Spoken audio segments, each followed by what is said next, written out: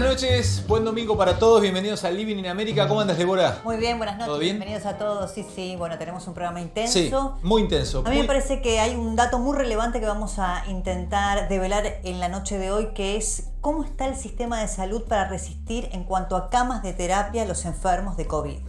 Hicimos un trabajo con producción que en minutos van no es disfrutar la palabra, sino por lo menos van a seguramente a tomar con muchísimo interés, que es a través de un cálculo que producción lleva adelante con un científico del CONICET. Les vamos a mostrar cuándo llegaría por índices matemáticos el pico de utilización de camas de terapia intensiva en Capital Federal y en el Gran Buenos Aires. Pero atención, además te vamos a estar mostrando con Débora, les vamos a estar mostrando cuánta gente se necesita por cama. Porque es como una especie de... bueno, a ver si vale la comparación. Es un avión de combate donde no solamente está el piloto, sino que hay un equipo alrededor. Se necesitan varios para ponerlo en el aire. Bueno, una cama de terapia intensiva necesita un equipo. Te vamos a contar, te vamos a mostrar cuánta gente se necesita para operar una cama de terapia intensiva. Claro, porque hasta ahora supimos que tenemos en el país aproximadamente 11.000 camas de terapia intensiva, que pudimos agregar al sistema alrededor de 3.000 gracias a la cuarentena y a que la curva se fue estirando en el tiempo. Tenemos hoy más de 11.000 camas disponibles, pero ¿alcanza solo con eso? No, tenés que tener el personal de salud para poder asistir a cada una de ellas. Y siguiendo la curva de contagios que tenemos hoy el sistema afortunadamente resiste y muy bien. Hay un 50% de ocupación y un 50% todavía de camas liberadas para su utilización.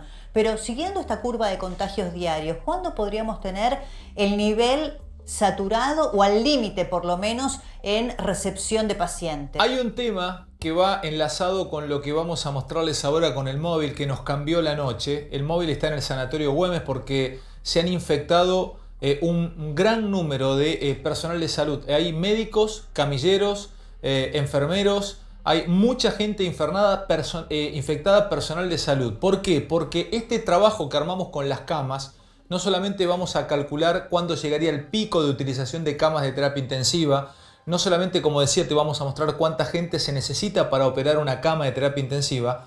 El tema es que es todo personal de salud.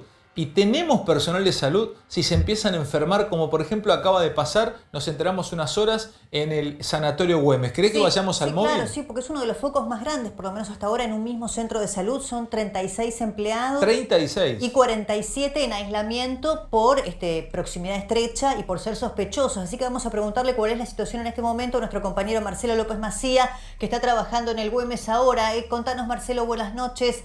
¿Qué información están dando desde allí? Débora, Alejandro, buenas noches. Así es, son 118 pacientes, como ustedes adelantaban, 36 personal de salud contagiados y 47 que están en aislamiento. Son médicos, enfermeros, camilleros, personal de limpieza, personal de seguridad.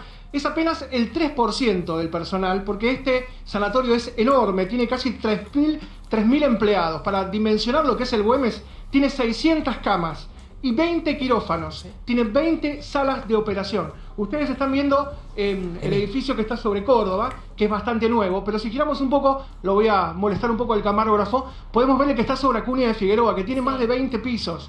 Es un hospital realmente enorme.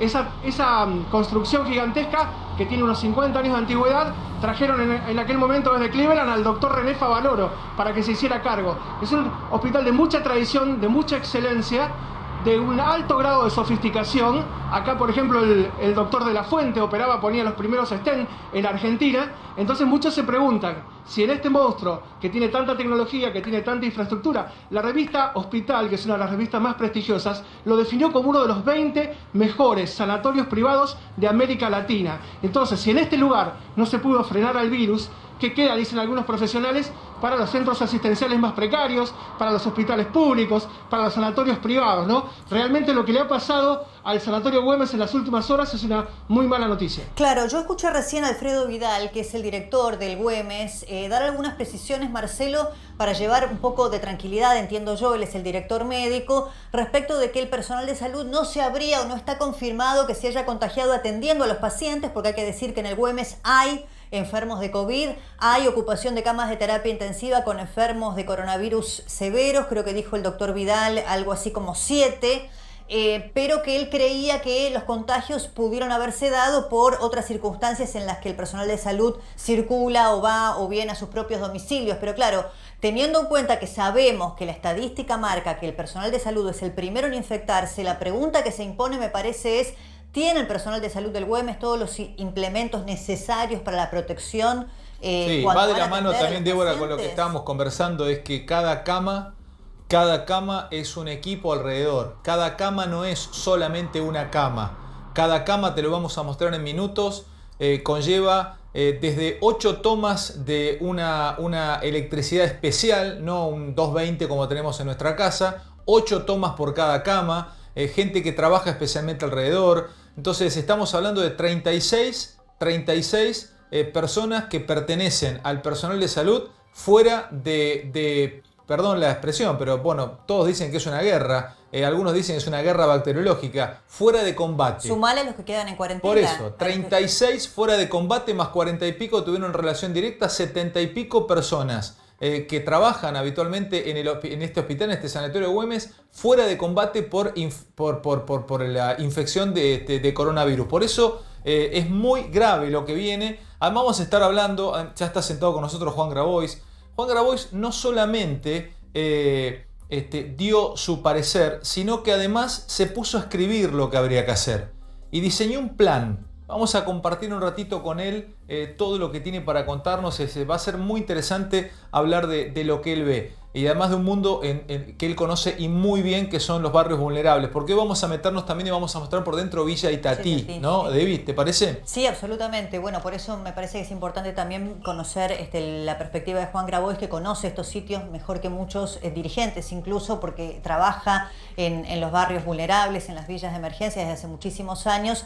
Y bueno, el primer dato que dábamos junto con lo que está pasando en el Güemes es lo que sucede con el personal de salud y con las camas ocupadas hoy en la Argentina. A mí me parece que ese es el dato que hay que mirar. De hecho, te cuento que una de las últimas conferencias que daba el presidente Alberto Fernández contaba que de los datos que él mira, más allá de la curva de contagios, las proyecciones, son las camas de terapia, no solamente a nivel país, porque en ese sentido, si haces un promedio, estamos bien, hay un 50% de ocupación en el AMBA, ¿no? En la provincia de Buenos Aires, y en la capital federal, del sistema público y del sistema privado, porque la saturación del sistema de salud parece ser algo no tan lejano. Ya vamos a hablar de camas, vamos a hablar de lo de ayer y vamos a meternos a poco. Juan nos va a empezar a acompañar aquí mientras empezamos a recorrer los distintos temas. Ayer se dieron marchas en todo el país. Estas marchas que han generado mucho ruido. Vamos a contarle a nuestra audiencia, Débora, quiénes marcharon ayer. Vamos por paños y a contar un poquitito, un repaso por cada una de las marchas. Había de todo, ¿no? Sí. Porque tuvimos Buenos Aires, tuvimos Chaco, tuvimos Obelisco, tuvimos Tigre, Mar del Plata. Ahora estamos viendo Chaco. La particularidad de la movilización que hubo en Chaco tiene que ver con el personal de salud. Por eso me parece importante diferenciar las movilizaciones que reivindicaban la posibilidad de que los médicos trabajen con los insumos adecuados. O sea, Chaco básicamente fue una movilización de personal de salud. Por eso ves incluso que, si bien uno entiende que está prohibido, que estamos en cuarentena, pero me parece que es una actitud más responsable, si querés, porque van en sus propios vehículos, con los vehículos cerrados, no más de 1 o 2 personas dentro de los mismos. Y la intención era visibilizar el problema del personal de salud en la provincia de Chaco y los recursos con los que cuentan para protegerse, además, bueno, de las dificultades económicas que enfrentan muchos médicos que están, como vos decías, en la primera línea de batalla, si se puede hacer una analogía con una situación bélica, y que la están pasando mal realmente, ¿no? Ese es el caso de Chaco. A ver con qué seguimos, porque hay varias marchas y vamos a estar mostrándote. En este caso estamos con la marcha de Tigre. Bueno, ¿qué fue la marcha de Tigre? Bueno, Tigre, claro, era diferente, ¿no? Tigre se calculan aproximadamente unas 1.400 personas en 700 vehículos. Este es el cálculo que se ha hecho, protagonizado básicamente por mucha gente en una ruidosa manifestación, bocinazos. Tuvo el punto central en la rotonda de Ubieto y Cazón, esto es frente a la estación del ferrocarril Mitre. Los que van a Tigre alguna vez habrán ido y se bajan a la estación de trenes.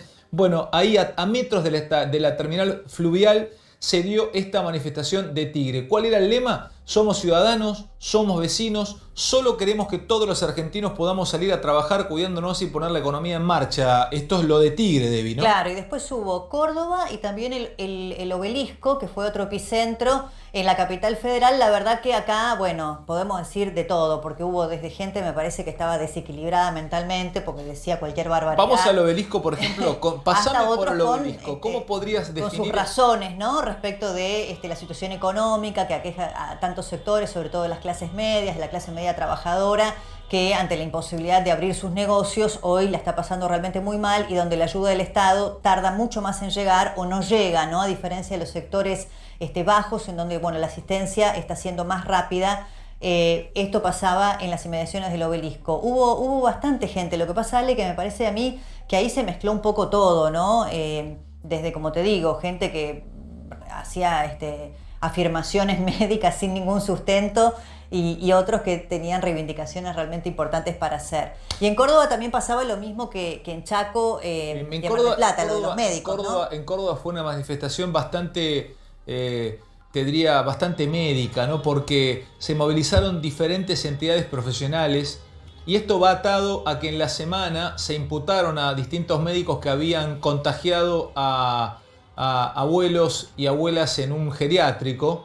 Y hay un enojo popular en Córdoba porque la justicia imputó a los médicos. Esta caravana de autos visibilizó el rechazo a la judicialización de los médicos, como yo lo venía diciendo, que se desempeñaban en una residencia para adultos mayores. No somos delincuentes, decía la consigna, somos médicos. No somos delincuentes, somos médicos. Y bueno, justamente esto es lo que se dio. Por eso estaba bueno repasar, diríamos, las 4 marchas, no muy grandes en número, por lo menos yo ahí me permito debatirlo y discutirlo con vos, Debbie. No vi gran número en Capital, pero no. Sí, por lo menos la de Chaco y la de Córdoba las marco y las pongo en relevancia porque eran justamente por personal de salud. Claro, por eso me parece que hay que diferenciar lo de los médicos. Me parece que es un tema que hay que empezar a mirar, porque además de reclamar por el equipamiento adecuado para preservarse ellos mismos, pero además para poder seguir salvando vidas, vos sabés que la situación económica de todos estos médicos que están trabajando y tanto y dando la vida por todos nosotros es muy precaria, ¿no? Hay quizá un mito respecto de que el médico tiene un pasar económico fantástico y no es así. Entonces muchos de ellos visibilizaban esa situación. Y lo de la criminalización que vos decías en la provincia de Córdoba, es cierto, fueron imputados judicialmente, pero también hay que pensar que esos médicos que a lo mejor llevaron el virus sin saberlo a ese geriátrico, tienen varios trabajos. Hoy un médico no trabaja en un solo lugar, a lo mejor trabaja en un sanatorio de día y trabaja de noche en un geriátrico. Vamos a irnos a la pantalla, estamos con Juan Graboy, ya nos vamos a dedicar a charlar con él. Juan, te saludamos, ¿cómo estás? Buenas noches. Solamente bien. Un título te pedimos con Débora. ¿Estás de acuerdo con esto, estas marchas de los médicos, discutiendo que no se los judicialice o se los impute? Mira, no podría no estar de acuerdo porque mi mamá es médica jubilada y mi hermana y mi cuñado están ahí en la trinchera en Neuquén. Es muy injusto las condiciones laborales y es muy injusto el trato al que son sometidos en muchas ocasiones. ¿Qué especialidad tienen, perdón? Son generalistas los dos. Mi hermana en realidad es especialista en nutrición infantil, pero ahora están todos muy abocados a este tema, ¿no? Y en el Castro Rendón de Neuquén y mi cuñado en el Favaloro, me parece. Es muy injusta las condiciones que están, pero imagínate aparte las enfermeras y los auxiliares, que son del gremio de un señor muy importante de la CGT, ¿no? ¿Sabes lo que cobran? Sí, están por abajo de la línea de pobreza y la mitad están en negro. Y esas mujeres, que son sobre todo mujeres, también están en la primera línea de batalla. Entonces a mí esa protesta, que me pareció aparte respetuosa y cuidadosa, yo la acompaño, lo comparto y me parece bien. Es muy injusto que se judicialice, se criminalice a alguien que está dando esa batalla. Después veo que hay mucha manipulación de sectores de poder económico que quieren terminar con la cuarentena rápido, que se montan sobre la necesidad de un sector de la clase media, cuentapropistas, pequeños comercios, que le está pasando muy mal. Ahora vamos a hablar con vos, Juan. ¿Qué nota le diste a Tenenbaum hace un par de días? ¿Qué nota? Vos sabés que me quedé, la escuché 2 o 3 veces y después me puse a leer tu plan. Bueno, gracias. Dijiste unas cosas, Juan, que por ejemplo me quedé pensando eso, porque yo vengo de una clase media, todos mis amigos son de mi pueblo, mi colegio era el Nacional San Martín, estoy rodeado, o sea, soy, te diría, por este laburo me ha permitido subir económicamente y poder darme algunos gustos, pero todo mi entorno, todos mis circuitos de clase media y me quedé tan choqueado cuando decías que mucha gente de clase media empieza a acercarse a ollas populares para pedir un plato de comida. Eso lo quiero hablar con vos, pero dame una entradita con eso nada más. Bueno, hoy hay más de 10.000 comedores comunitarios funcionando, algunos en las villas de las barriadas populares, pero otros, por ejemplo, en Constitución. 4.500 personas por día en Constitución de lunes a viernes. Y se acerca gente que era clase media. Por lo menos un 10-15% te das cuenta por cómo van vestidos, que al principio incluso les daba vergüenza. Y ahora, bueno, ya son parte de la familia, de los que van a comer ahí. ¿Al principio les daba vergüenza? Y claro, sí. Y vos, si te fijas en las filas, hay sobre todo mujeres, porque seguimos en una cultura patriarcal. Y al padre de familia lo siento como una humillación no poder proveer a la familia de alimentos, ¿no? Uh-huh. Entonces, estas situaciones nos tienen que hacer comprender nuestra interdependencia y que por ahí el día de mañana te toca a vos. Tenés que hacerlo a vos lo más perfectamente posible, porque estamos en un mundo que está cambiando muy rápido y las cosas se dan vuelta de un día para el otro. Entonces, la solidaridad tiene que ser revalorizada. Bueno, Debbie, ¿con qué seguimos? Mira, con Juan, en un ratito seguimos hablando con Juan Grabois porque, claro, la Argentina es muy diversa y afortunadamente el país tiene zonas que están empezando a salir de la cuarentena, que están con pocos casos en cuanto a su reproducción y pueden darse estos lujos, ¿no? Acá en Buenos Aires miramos con un poquito de ganas, ¿no? A esos bares, por ejemplo, mendocinos, que permiten ya que la gente se junte con un amigo a tomar un café, una cerveza, bueno, no sé. Está nuestra compañera allí, Ana Mores. Contanos, Ana, ¿dónde estás? Hola, ¿qué tal? ¿Cómo están, chicos? Estoy en la calle Aristides, una calle de bares, de restaurantes acá en la provincia de Mendoza, que desde el jueves podemos disfrutar la salida a los cafés, a los bares y también a comer un poquitito. Se firmó el decreto 660 que permite justamente que, por ejemplo, en centros comerciales, los shoppings y los hoteles que tengan salida a la calle también podamos ir a disfrutar esas ricas cervezas, esos cafés. Y justamente el tema es que se cumplen varias medidas y hay un protocolo. En primer lugar, tenemos que tener en cuenta que la capacidad del lugar tiene que estar al 50%, no puede ingresar más gente. En segundo lugar, también tener en cuenta que cuando la gente quiere acceder a una reserva, justamente tiene que venir al lugar con la reserva hecha de antemano. Y por eso yo estoy acá con David Dávila, que es dueño de Calpa, uno de los bares de acá de la Aristides. Bueno, David, contanos un poquitito cómo se está manejando este tema de las reservas, este tema de los protocolos y también la declaración jurada que les cuento. Para poder ingresar a un bar tenemos que firmar una declaración jurada sobre todas las personas que vienen acá, ¿no? Bueno, lo primero que estamos haciendo es actuar con mucha responsabilidad y con mucho respeto sobre el ciudadano, sobre nuestros empleados y nosotros mismos. Uh-huh. Entonces le estamos pidiendo por favor que respetemos las condiciones de seguridad y todo el protocolo de higiene que tenemos y le estamos pidiendo a la gente también que respete el uso de la salida con los números de DNI y nosotros responsablemente tenemos la capacidad del 50%, por ejemplo el caso del jueves, del viernes y del sábado. Hoy estamos al 20%. Perfecto, bien. Pero bueno, está bueno esto de ir recuperando y como decía acá en este momento David, ¿cuál es el tema? Que nosotros tenemos habilitados del DNI del 1 al 5 salir lunes, miércoles, viernes y domingos y del número 6 al 0 salimos martes, jueves, claro, y sábados y domingos. Así es como se está manejando un poquito este tema. Los cafés, las heladerías y los locales de comida rápida no tienen necesidad de hacer esta reserva. Claro, porque entran como sandwicherías o café y es un formato más al paso, entonces la gente va a pedir un café o va a pedir un sándwich. Pero sí, los restaurantes, en el caso de nosotros, con carta, con comida, tenemos que trabajar únicamente con reservas, así que, bueno, es un trabajito y también nos gusta, la verdad que es un trabajo nuevo, lo hemos implementado con aplicaciones, con código QR, y la verdad que nos gusta el sistema y la verdad que se podría implementar a futuro, porque está bueno. Bueno, eso justamente además... Es mejor que nada, ¿no? Mirá, vamos 20 con Ale. Mejor que nada, exactamente. Te mandamos un saludo y gracias por contarnos cómo va a ser cuando todo vuelva a la normalidad, por lo menos aquellos... lo tuve a Luis Barrenuevo en la semana, sí, en el programa a la tarde, Infantino a la tarde, y contaba que 200.000 locales gastronómicos podrían desaparecer, claro, en la República Argentina. Pero bueno, por lo menos Mendoza ya vuelve otra vez a la normalidad. Estaba pensando cuál era mi número de DNI final. A ver qué día saldría yo si estuviera ahí. Hablaste de DNI. Juan Grabois, en la nota que yo les comentaba recién, dio algo muy interesante, que es qué pasa hoy con los indocumentados y con aquellos que son refugiados. Porque hay mucho, en Argentina, muchos senegalíes, hay mucha gente que ha venido a vivir aquí y no tiene ni siquiera la posibilidad de acceder a una ciudad porque está fuera del sistema, no tiene DNI. Vamos a hablar y vamos a contarles un poco justamente de esto, que fue uno de los temas de la semana. Aquí tienen el mapa de lo que es Villa Itatí y Villa Azul.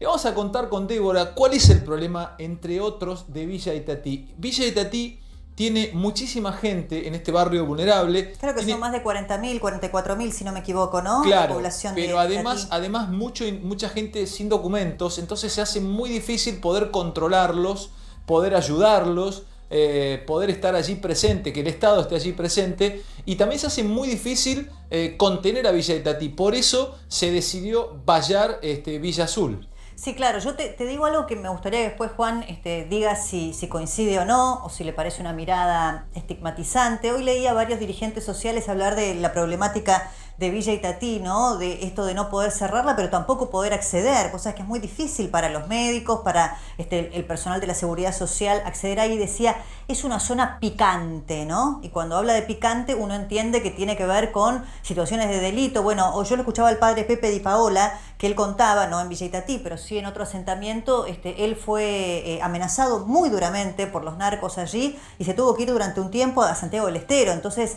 son lugares difíciles, muy complejos, ¿no es cierto?, para ingresar en esta situación sanitaria tan delicada. Uh-huh. Te lo preguntamos, Juan, porque es interesante en esto poder escuchar tu opinión. Lo decíamos, que se hace muy difícil tener un seguimiento de quienes viven en Villa Itatí porque hay mucha gente sin documentos. Sí, otra cosa hasta más generalizada que la falta de documentos es el documento viejo, que todavía no se renovó. Entonces la gente no puede acceder, por ejemplo, a la IFE porque tiene el documento viejo.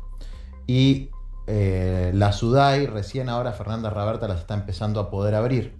La SUDAI son los centros de ANSES sí. en los barrios.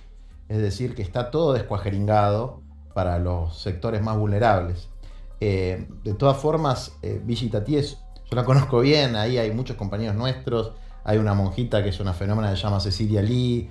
Está el padre Coco, que están con los cartoneros de Villa Itatí. Decime una cosa, Juan, si se quisiera hacer lo mismo que en Villa Azul, en Villa Itatí, ¿se podría hacer? No se puede hacer. No se puede hacer. Lo de Villa Azul, mira, yo al principio Sí, primero fuiste duro, me asusté. fuiste muy crítico y después cambiaste de la perspectiva. La verdad que me equivoqué, porque lo primero que tendría que haber hecho es hablar con los compañeros que viven ahí. Ellos están de acuerdo con la medida mayoritariamente. Era un foco gigante de contagio. Si cruzaba el foco para Villa Itatí era un desastre. Y aunque se cometieron algunas desprolijidades al principio, se normalizó ahora la asistencia y fue una medida bien tomada. ¿Cuál es, sí, la crítica, o más que crítica, el aporte que yo puedo hacer al respecto? Que llegaron primero las vallas que la comida. Eso, crítica de ese momento. Y el aporte ahora no puede ser discrecional. Es decir, si se va a cerrar una comunidad, sea una villa, un country o lo que fuera, tiene que haber algún criterio de cuándo y cómo se va a hacer eso. Porque en manos de gente xenofóbica, cruel, discriminatoria, puede ser una herramienta peligrosa. No quiero nombrar a nadie, pero pienso en algunos intendentes o gobernadores que les gusta confinar a quienes consideran que son inferiores. Entonces, si no hay un criterio nacional, no de la provincia, nacional, que establezca cuándo y cómo se puede... ¿Y cómo sería ese criterio? ¿Sería, por ejemplo, cierta cantidad de casos o cierta... dame una idea, porque vos lo económico lo pasaste a plan. Entonces está bueno escuchar esto. Mira, a ver. Hay muchas cosas que hay que definir caso por caso, pero eso no quiere decir que sea discrecional. Tendría que haber un comité o tendría que haber una autoridad que establezca en qué casos sí y en qué casos no, conforme a una serie de criterios racionales. Es decir, si es un lugar geográficamente determinado donde hay una cantidad grande de casos, no puede tenerse una medida para un barrio y otra medida para un campo. Juan, mira, te invitamos a compartir con nosotros el tape de lo que hicimos nosotros recorriendo justamente estas zonas tan complejas, en este caso en Villa Itatí. Tanto hablamos de que una herramienta, nos dicen los profesionales de la salud, tan simple, tan básica, tan sencilla y de fácil acceso, dicen, como lavarse las manos con agua y jabón, es el antídoto contra los contagios. Pero ¿sabés fíjate cuánta gente difícil hay? que es, ¿No? ¿Sabés cuánta gente hay en Argentina sin agua potable? 8 millones de personas. O sea, me sumo a esto, déjame acoplarme a lo que acabas de decir. O sea, para vos y para mí, para muchos de los que nos están viendo, abrir la canilla y lavarnos las manos es simple. Ahora, lo que vamos a mostrarles, ¿cómo hace esta gente que vive ahí? ¿Cómo hace? Ahí está, lo vemos y después lo compartimos también con Juan.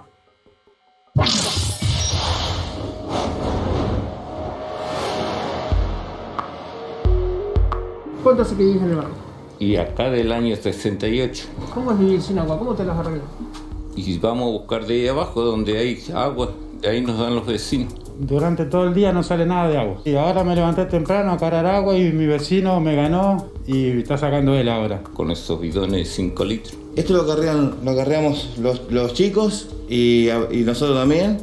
Y bueno, hay que carrear a la madrugada, tarde. Y bueno, después si vos te acercás acá no hay agua. No hay agua. No, están abiertas, no hay agua. No hay agua, para que veas, no hay agua. No tiene agua. Nadie tiene agua. Y bueno, puso a mi papá para tener agua acá nosotros. Pero bueno, la gente viene y lleva agua, ¿qué va a hacer? Está afuera la canilla. Todos los días llevan agua, viene toda la gente lleva agua, más del pasillo, allá arriba, ¿viste? Tenemos que levantarnos muy temprano para juntar agua. Ahora cuando empiece a enfermarse la gente, ahí recién van a arreglar el agua.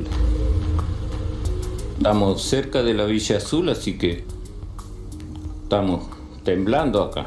Yo tengo 72 años, ni salgo ni a comprar siquiera. Estamos preocupados. Yo tengo a mi abuelo y mi tío que son discapacitados y no los dejo salir afuera. Ellos no salen afuera. Pero a ellos, ¿cómo le decís que no?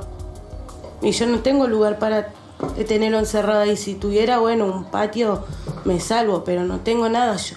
Los de Villa Azul somos vecinos. Y hay muchas familias acá que seguro que también hay allá, vecinos de acá, de Itatí, vecinos de allá también. Y sí, nos duele como todo porque somos de barrio y bueno, y esto ojalá que es una tristeza, ¿no? Que estén vallados y bueno, mientras que esto tenga una solución y que esto en algún momento salgan de esa pandemia y que puedan abrirse de vuelta las puertas, que puedan hacer su vida normal, ojalá que esto pase rápido. Acá a 2 cuadras tenemos una canchita de fútbol y dejan jugar a los chicos. Yo creo que la policía tendría que actuar más y correrlo o plantarse ahí un patrullero y no dejarlo que juegue a nadie. Pero los chicos no entienden.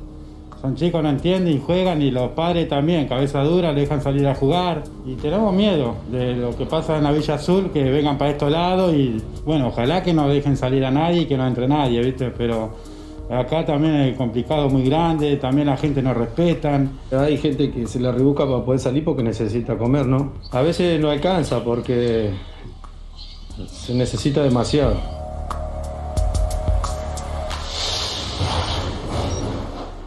En minutos, primero vamos a charlar con Marcelo porque recorrió Villa Itatí. Pero les vamos a dar 50 segundos de realidad. 50 segundos de realidad. Pero vamos a saludarlo a Marcelo. Marcelo, estuviste vos haciendo la nota. ¿Qué podría pasar si entra el coronavirus a Villa Itatí? ¿Qué nos podés contar? Ale, tiene 2 condiciones graves. Es una de las villas más grandes de todo el conurbano y además es una de las más precarias. Hay cosas que ves en Villa Itatí que no ves en ningún otro asentamiento irregular. En ese lugar había una tosquera, se tomaba la tosca en los años 70 cuando los militares hicieron el acceso sudeste que pasa por las adyacencias de Avellaneda y también de Quilmes, y dejaron un pozo enorme. Ahí se formó una olla, se formó un lago putrefacto. Alrededor del lago hay basura, porque casi todos son recicladores de basura. Y alrededor de la basura hay casas de cartón, de madera y de chapa. El nivel de indigencia de ese lugar, insisto, no lo podés ver prácticamente en el resto del conurbano, que la pasan muy mal, pero de lo que yo he visto particularmente es lo peor. Es enorme, hay un grado de precariedad tremendo. Y si pasara que hay apenas una cuadra que separa Villa Azul de Villa Itatí, si pasara masivamente el coronavirus, es una bomba de tiempo Itatí. Marcelo, te quería preguntar, vos que estuviste allí, recién uno de los testimonios decía, bueno, estamos preocupados por la canchita, los chicos siguen jugando al fútbol, me acordé porque en Villa Azul creo que uno de los focos de contagio fue justamente ese, decía, debiera venir un patrullero y la policía impedir la salida y que jueguen en ese lugar. ¿Es posible hoy el ingreso, por lo que vos viste, de fuerzas de seguridad, de patrulleros poniendo algunas normas ahí dentro? Justamente la policía se puso al lado de la canchita, porque es una canchita que tiene césped sintético, es bastante linda, tiene luces para jugar durante toda la noche, entonces la policía está ahí justamente para controlar ese foco. Vos sabés que en ciudades como Uruguayana, en Brasil, está todo permitido. Están permitidos los restaurantes, las peluquerías, los negocios de ropa, todo lo que acá está prohibido, salvo las canchitas de fútbol 5. Los brasileños no permiten porque consideran que las canchitas, por la transpiración y justamente por la cercanía, es un lugar muy pero muy peligroso. Gracias, Marcelo. Esto que estamos viendo es Villa Itatí. Esta semana mandamos una cámara, estuvimos recorriendo este asentamiento, este barrio vulnerable, y nos interesa porque esto es un periodístico. Ahora vamos a ir a charlar con Juan Grabois, a ver qué ve, qué espera de Argentina. Tiene una mirada muy particular porque hace años que él camina estas barriadas, hace años que intenta dar una mano y organizar la economía popular. Pero esto que con Débora les vamos a presentar ahora son 50 segundos. Ni un segundo más, ni un segundo menos. De promedio, 50 segundos. Puede estar, no sé, 40 y pico o 53. Pero quiero mostrarles esto antes de ver el video. Ustedes están, mira, yo me voy a abrir apenitas. ¿Qué ven acá ustedes? En sus casas ven 2 sillas en las que ustedes podrían tomar mate un sábado a la tarde, sacarlas a la galería, o de pronto son esas, las tenés en el Porsche de tu casa. En el interior estas sillas se usan en el Porsche para ver pasar gente mientras mateás a la tarde y saludar a algún vecino. En los 50 segundos de realidad que les vamos a mostrar, esto es una cama. Es la cama de una mamá que tiene 8 hijos y que duermen en un colchón. Y ella a la noche junta las sillas para hacer la cama. 50 segundos de realidad, Villa Itatí. Vean esto.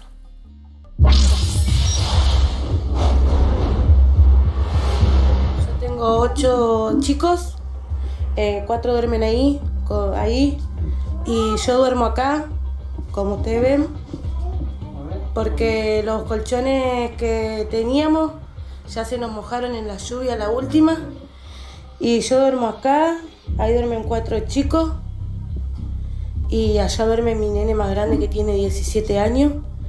Y después con mi abuelo discapacitado duermen 2. Ahora se lo llevó mi mamá.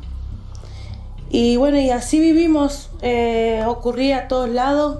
Nadie me dio una mano.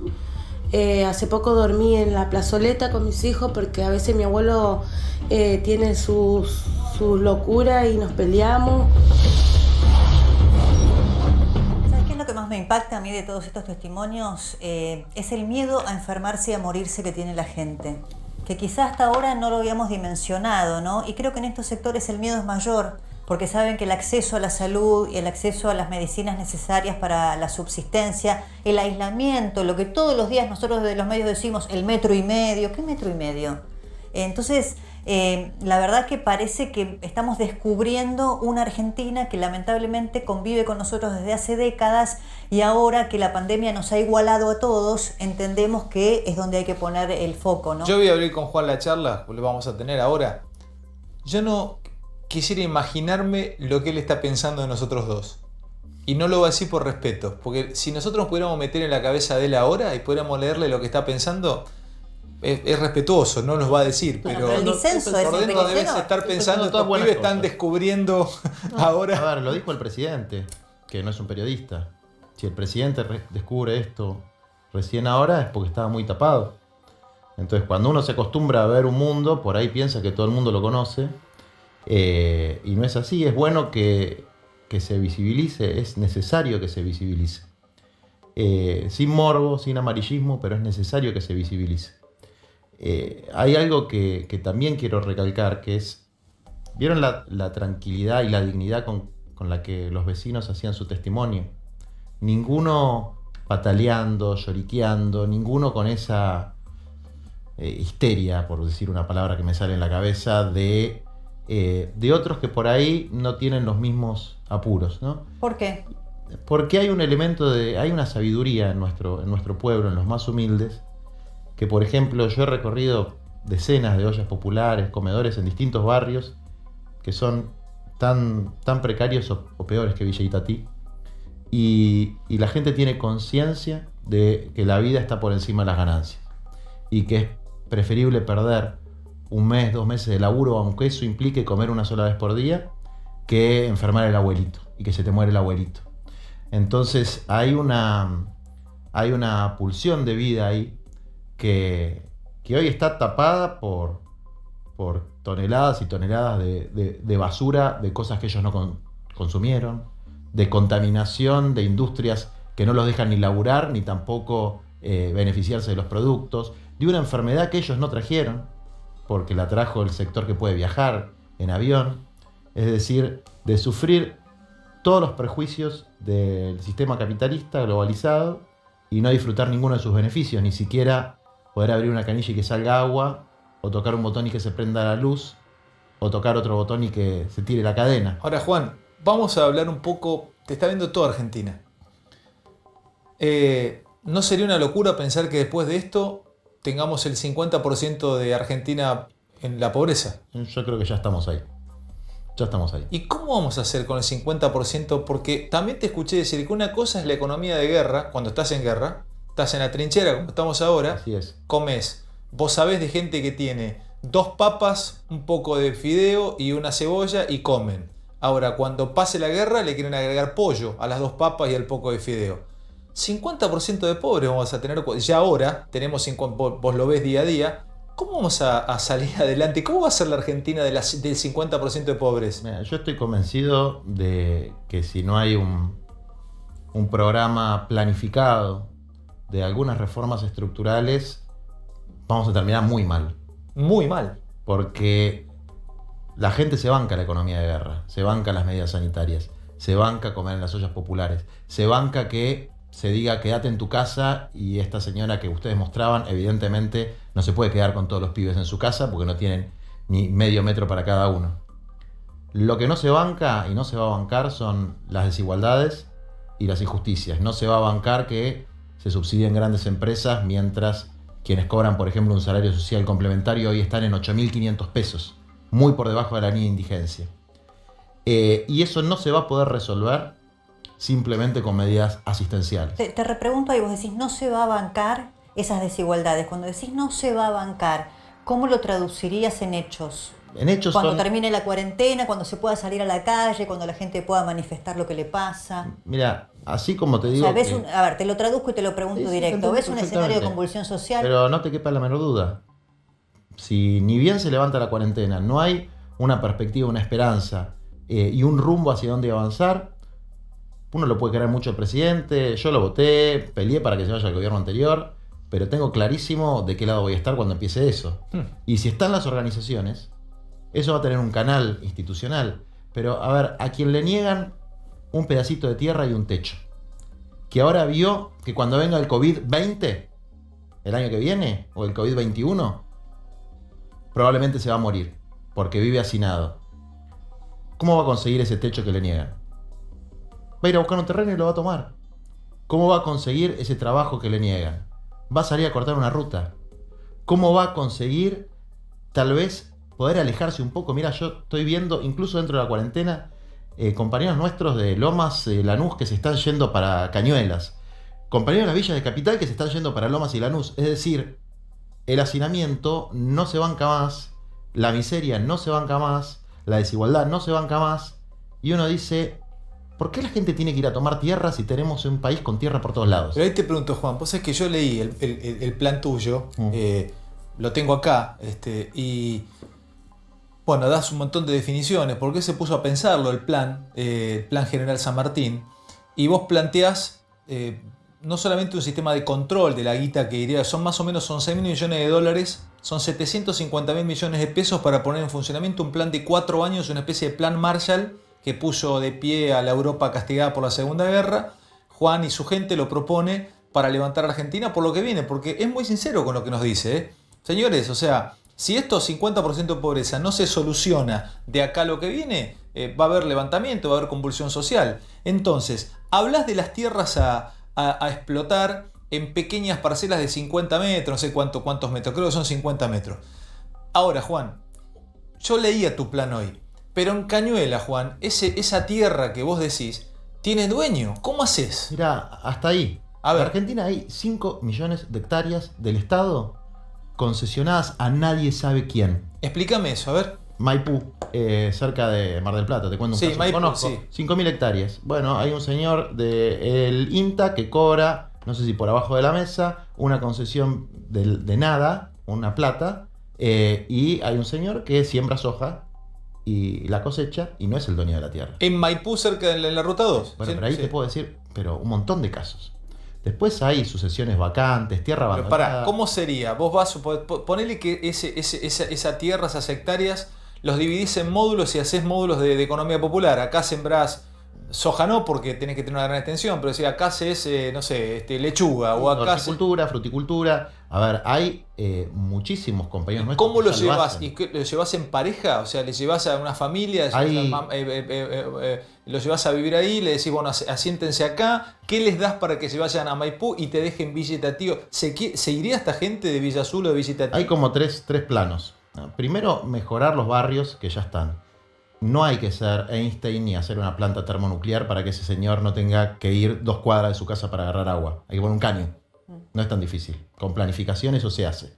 Entonces, los barrios que ya están hay que integrarlos urbanamente, como dicen los curas villeros, la integración urbana de los 4.400 barrios populares que hay en la Argentina, donde viven 5 millones de argentinos. Eso no hay que demolerlo, no hay que exterminarlo, no hay que hacer ninguna de esas locuras. Hay que mejorarlo y convertirlo en un lugar digno con el trabajo de los propios vecinos. Eso es una parte. Otra parte es garantizar el suelo urbano, lotes con servicio, no solo para los más pobres. Un hijo de la clase media hoy, ¿qué departamento se va a comprar? ¿Cómo? Un hijo de la clase media. Un pibe que está estudiando 3er año de medicina. Se recibe de médico. Va a estar sometido al alquiler. Porque comprar una propiedad en Capital Federal vale $120.000. Entonces, ¿cómo va a vivir? Darle acceso al suelo urbano a los sectores populares y a los trabajadores de clase media es el mismo problema. El problema es que estamos todos concentrados en una ciudad que tiene una burbuja inmobiliaria que impide el acceso, los alquileres son altísimos, ni siquiera están bien regulados. Entonces, primer punto, urbanizar los barrios. Segundo punto, lotes con servicio, que vos te puedas construir tu casita, que tengas un lote de 12 por 20, 12 por 30, grandes como los que hacía Perón en la década del 50, en esa zona, General Rodríguez, Canuelas, a 10 kilómetros de la capital de Córdoba, en Santa Fe, sobre tierras públicas o sobre tierras, una hectárea rural, vale $12.000. Sí, muy cara, porque hay hectáreas de Muy 6, cara, 7 mil dólares. muy Estás cara. yendo al mejor lugar. En ¿sí? los mejores lugares. Ahora, de una hectárea vos sacás 22 lotes grandes. Entonces lo rezonificás, le ponés los servicios. Son todas cosas que... Pero, Juan, escuchá, Juan, yo te digo porque conozco menos que vos, seguramente, pero ese campo de 7, 8 mil dólares la hectárea, tienen dueño, Juan. Se compra. Se compra. Se compra, es muy sencillo. Mira, ¿cómo hace un desarrollador para hacer un country? Agarra una tierra rural. ¿Quién lo compra en el Estado? Pero desde luego después lo paga la gente con su trabajo. Digamos, es lo más elemental que hay. Si vos necesitas, hasta ni siquiera te digo como una política social, como una política de seguridad pública, una política sanitaria. Es que arrancaste por ahí, porque si no haces eso el Estado, toda esa gente se te va a venir. Pero lógico. Entonces, ¿cómo puede ser que vos no puedas comprar esa hectárea a $15.000, que es menos de $1.000 por lote? Darle una zonificación específica, que es un trámite que se hace en algún organismo estatal, armar las calles, poner los caños, conectarlo a la luz y que la gente se vaya construyendo su casita de a poco. Sí. Bueno, hay dos situaciones, ¿no? Sí. Que quizás vos conoces bien. Una que mucha de esta gente quiere estar cerca de los grandes centros urbanos por un tema de acceso al laburo, pero te quiero preguntar por el financiamiento. Eso era antes. Bueno, pero espera, te quiero preguntar algo que leí de tu proyecto. Sí. Vos decís, para esto necesitamos recursos, es decir, hay que comprar estas tierras, vamos a suponer que seguimos esa lógica de razonamiento. ¿Yo entendí bien o vos hablabas de recursos que podrían obtenerse de no pagar los intereses de la deuda? ¿Entiendo bien que vos estás pensando que la Argentina no debiera pagar la deuda? La Argentina no puede pagar intereses de deuda o capital en los próximos por lo menos 2 años. Eso está fuera de discusión, digamos. Nuestro gobierno está tratando de resolver una negociación que desde luego implica que por un tiempo considerable pero no va a pagar. Pero se supone no entrar en default. Eso depende sobre todo de los acreedores. Si aceptan el acuerdo o no lo aceptan. Yo te puedo asegurar que es mejor un default que un mal acuerdo. Un mal acuerdo, imagínate si hubiera estado Macri con el vencimiento que hay, si hubiesen pagado así cash miles de millones de dólares y no habría plata para los camisolines ni para la asistencia de Villitati. Entonces, en el mundo está sucediendo que, bueno, la doctrina del esfuerzo compartido. Los acreedores tienen que entender que hay una situación catastrófica y que si ahogan a la Argentina no van a cobrar nunca. Entonces, eso yo creo que el gobierno lo está manejando relativamente bien y que es evidente que no vamos a poder pagar esos servicios de deuda. Segundo punto, los recursos están. La Argentina es un país rico, insisto. Las tierras algunas tienen dueño y otras son fiscales. Las tierras fiscales se pueden utilizar. Incluso si no te la quieren vender los dueños, no hay problema. Te vas a buscar tierras fiscales. Pero lógico, o sea, tierras en la Argentina... Te tengo que hacer la pregunta que sabes que viene de cajón. En ningún momento planteas la posibilidad de que el que no te quiera vender, te quedas con la tierra. No, eso, a ver, hay dos formas de... Una se llama confiscación, que es ilegal, y otra se llama expropiación. Mira, durante el gobierno de Macri, en un proyecto de ley que lo firmó Carrió, Negri y Mazoc, yo redacté el 80% de ese proyecto, se hizo una expropiación masiva de todas las tierras sobre las que se asientan las villas de emergencia de la Argentina. Salió por unanimidad. ¿Vos le diste una mano con la redacción de eso? Era nuestro proyecto y ellos lo tomaron y lo presentaron, digamos. De hecho, no lo querían presentar, es graciosa la anécdota. No lo querían presentar, yo lo estaba negociando y les dije, si no lo presento con ustedes, lo presento con Cristina. Y al día siguiente lo presentaron. Era a partir de un relevamiento que habíamos hecho la CETEP, la CC, Barrios de Pie, Cáritas, Juan, ¿y qué se expropiaron? ¿Qué terrenos? Todos los terrenos donde hoy están los barrios populares, que el 60% son privados. Es decir, no sé el caso de Villa Azul ni de Villa Itatí cómo es la propiedad de la tierra, pero hay un montón de barrios. Entonces, concluyo que si se pudo expropiar con firma del gobierno pasado terrenos que son de barrios vulnerables, se podría expropiar campo que no te quiere vender. A ver, el acceso o lo del Puerto Madero, ¿cómo te pensás que se hizo? Expropiando. ¿Y exploraste, por ejemplo, zonas como Ezeiza, Campo de Mayo? Pero lógico, el tema es... No, pero perdón, que una cosa. Mirá que en Ezeiza y Campo de Mayo no te crece como te crece por algo vale el campo $10.000. Un campo de $10.000-$12.000 tiene 1 metro de humus. Pero quieren ir a laburar. Yo lo que me pregunto, lo pregunto desde la absoluta ignorancia, no lo sé. ¿Quieren ir a trabajar con esas premisas, digamos, la de la agricultura? ¿No quieren estar cerca de los centros urbanos para tener laburo? Son cómodos. Primero, laburo no hay. Hay que entender, en la Argentina estructuralmente hay un 30% de los trabajadores que están fuera del mercado laboral, que se la rebuscan en la economía popular. Segundo tema, Ezeiza no es tan lejos y ya hay gente que se está yendo porque no se puede vivir más así. Que vos tenés al señor que dijo que llegó en el año 64. Sí. El hijo del señor, el nieto del señor y el bisnieto del señor. Bueno, el nieto del señor se quiere ir. Cuando decís Ezeiza no están lejos, ¿a qué te referís? Que son 30 o 40 kilómetros. Sí, pero en Ezeiza, perdón chicos, a los dos se los digo, en Ezeiza no puedes sembrar. No se puede sembrar en Ezeiza. Pero por ahí se entiende mal una cosa. Una cosa son los lotes con servicio para vivienda, donde vos podés desarrollar cualquier tipo de actividad de economía popular, no necesariamente agraria. Puede ser una obra de la construcción. Y otra cosa son las comunidades agrarias, las chacras que se pueden armar. Es decir, el Plan San Martín, el plan que nosotros estamos pensando desde los movimientos populares, tiene 3 consignas: tierra, techo y trabajo. No todo el mundo se quiere ir a vivir al campo, pero nadie quiere seguir viviendo con este nivel de hacinamiento. Las familias que ya viven en los barrios populares tienen que tener acceso a la luz, al agua, a las cloacas, las vereditas, la infraestructura, el asfalto. Eso es lo primero. Lo segundo es garantizar el lote con servicio por lo menos 1 millón para viviendas nuevas. En el sur también funciona, o sea, esto que estás planteando no es muy lejos de capital, porque son muchos asentamientos de los que estamos hablando, de los que muy bien conocés vos acá. ¿Podrías plantearte también más al sur, por ejemplo, Patagonia, en un montón de lugares para explotar? Mira, en la Patagonia hay cantidad de villas y asentamientos que no te puedes imaginar. El Alto de Bariloche es Villa Itatí. digamos. Perdón, y con una dureza mucho mayor por el tema del clima. Mucho mayor. Yo una vez vi y hablé con gente que trabaja socialmente en esos sectores y es mucho más cruda y más dura la vida en esos asentamientos, en esa zona del país, por la crudeza del clima que hace que te pongan realmente entre la vida y la muerte, ¿no? Así es, digamos, se cocina leña, se calefacciona leña, a veces no llega la leña.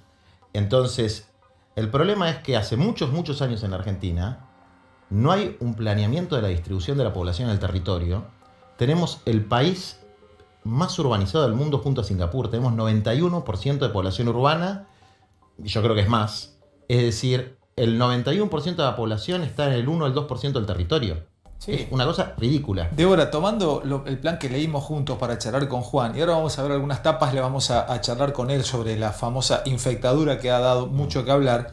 Él lo que plantea, a ver, nos es muy claro con lo que nos dice a través de este programa a toda Argentina. A ver, señores, yo planteo la posibilidad de solucionar lo económico. Si no, esto es horrible decirlo, pero puede llegar a explotar. Esto es una olla de presión.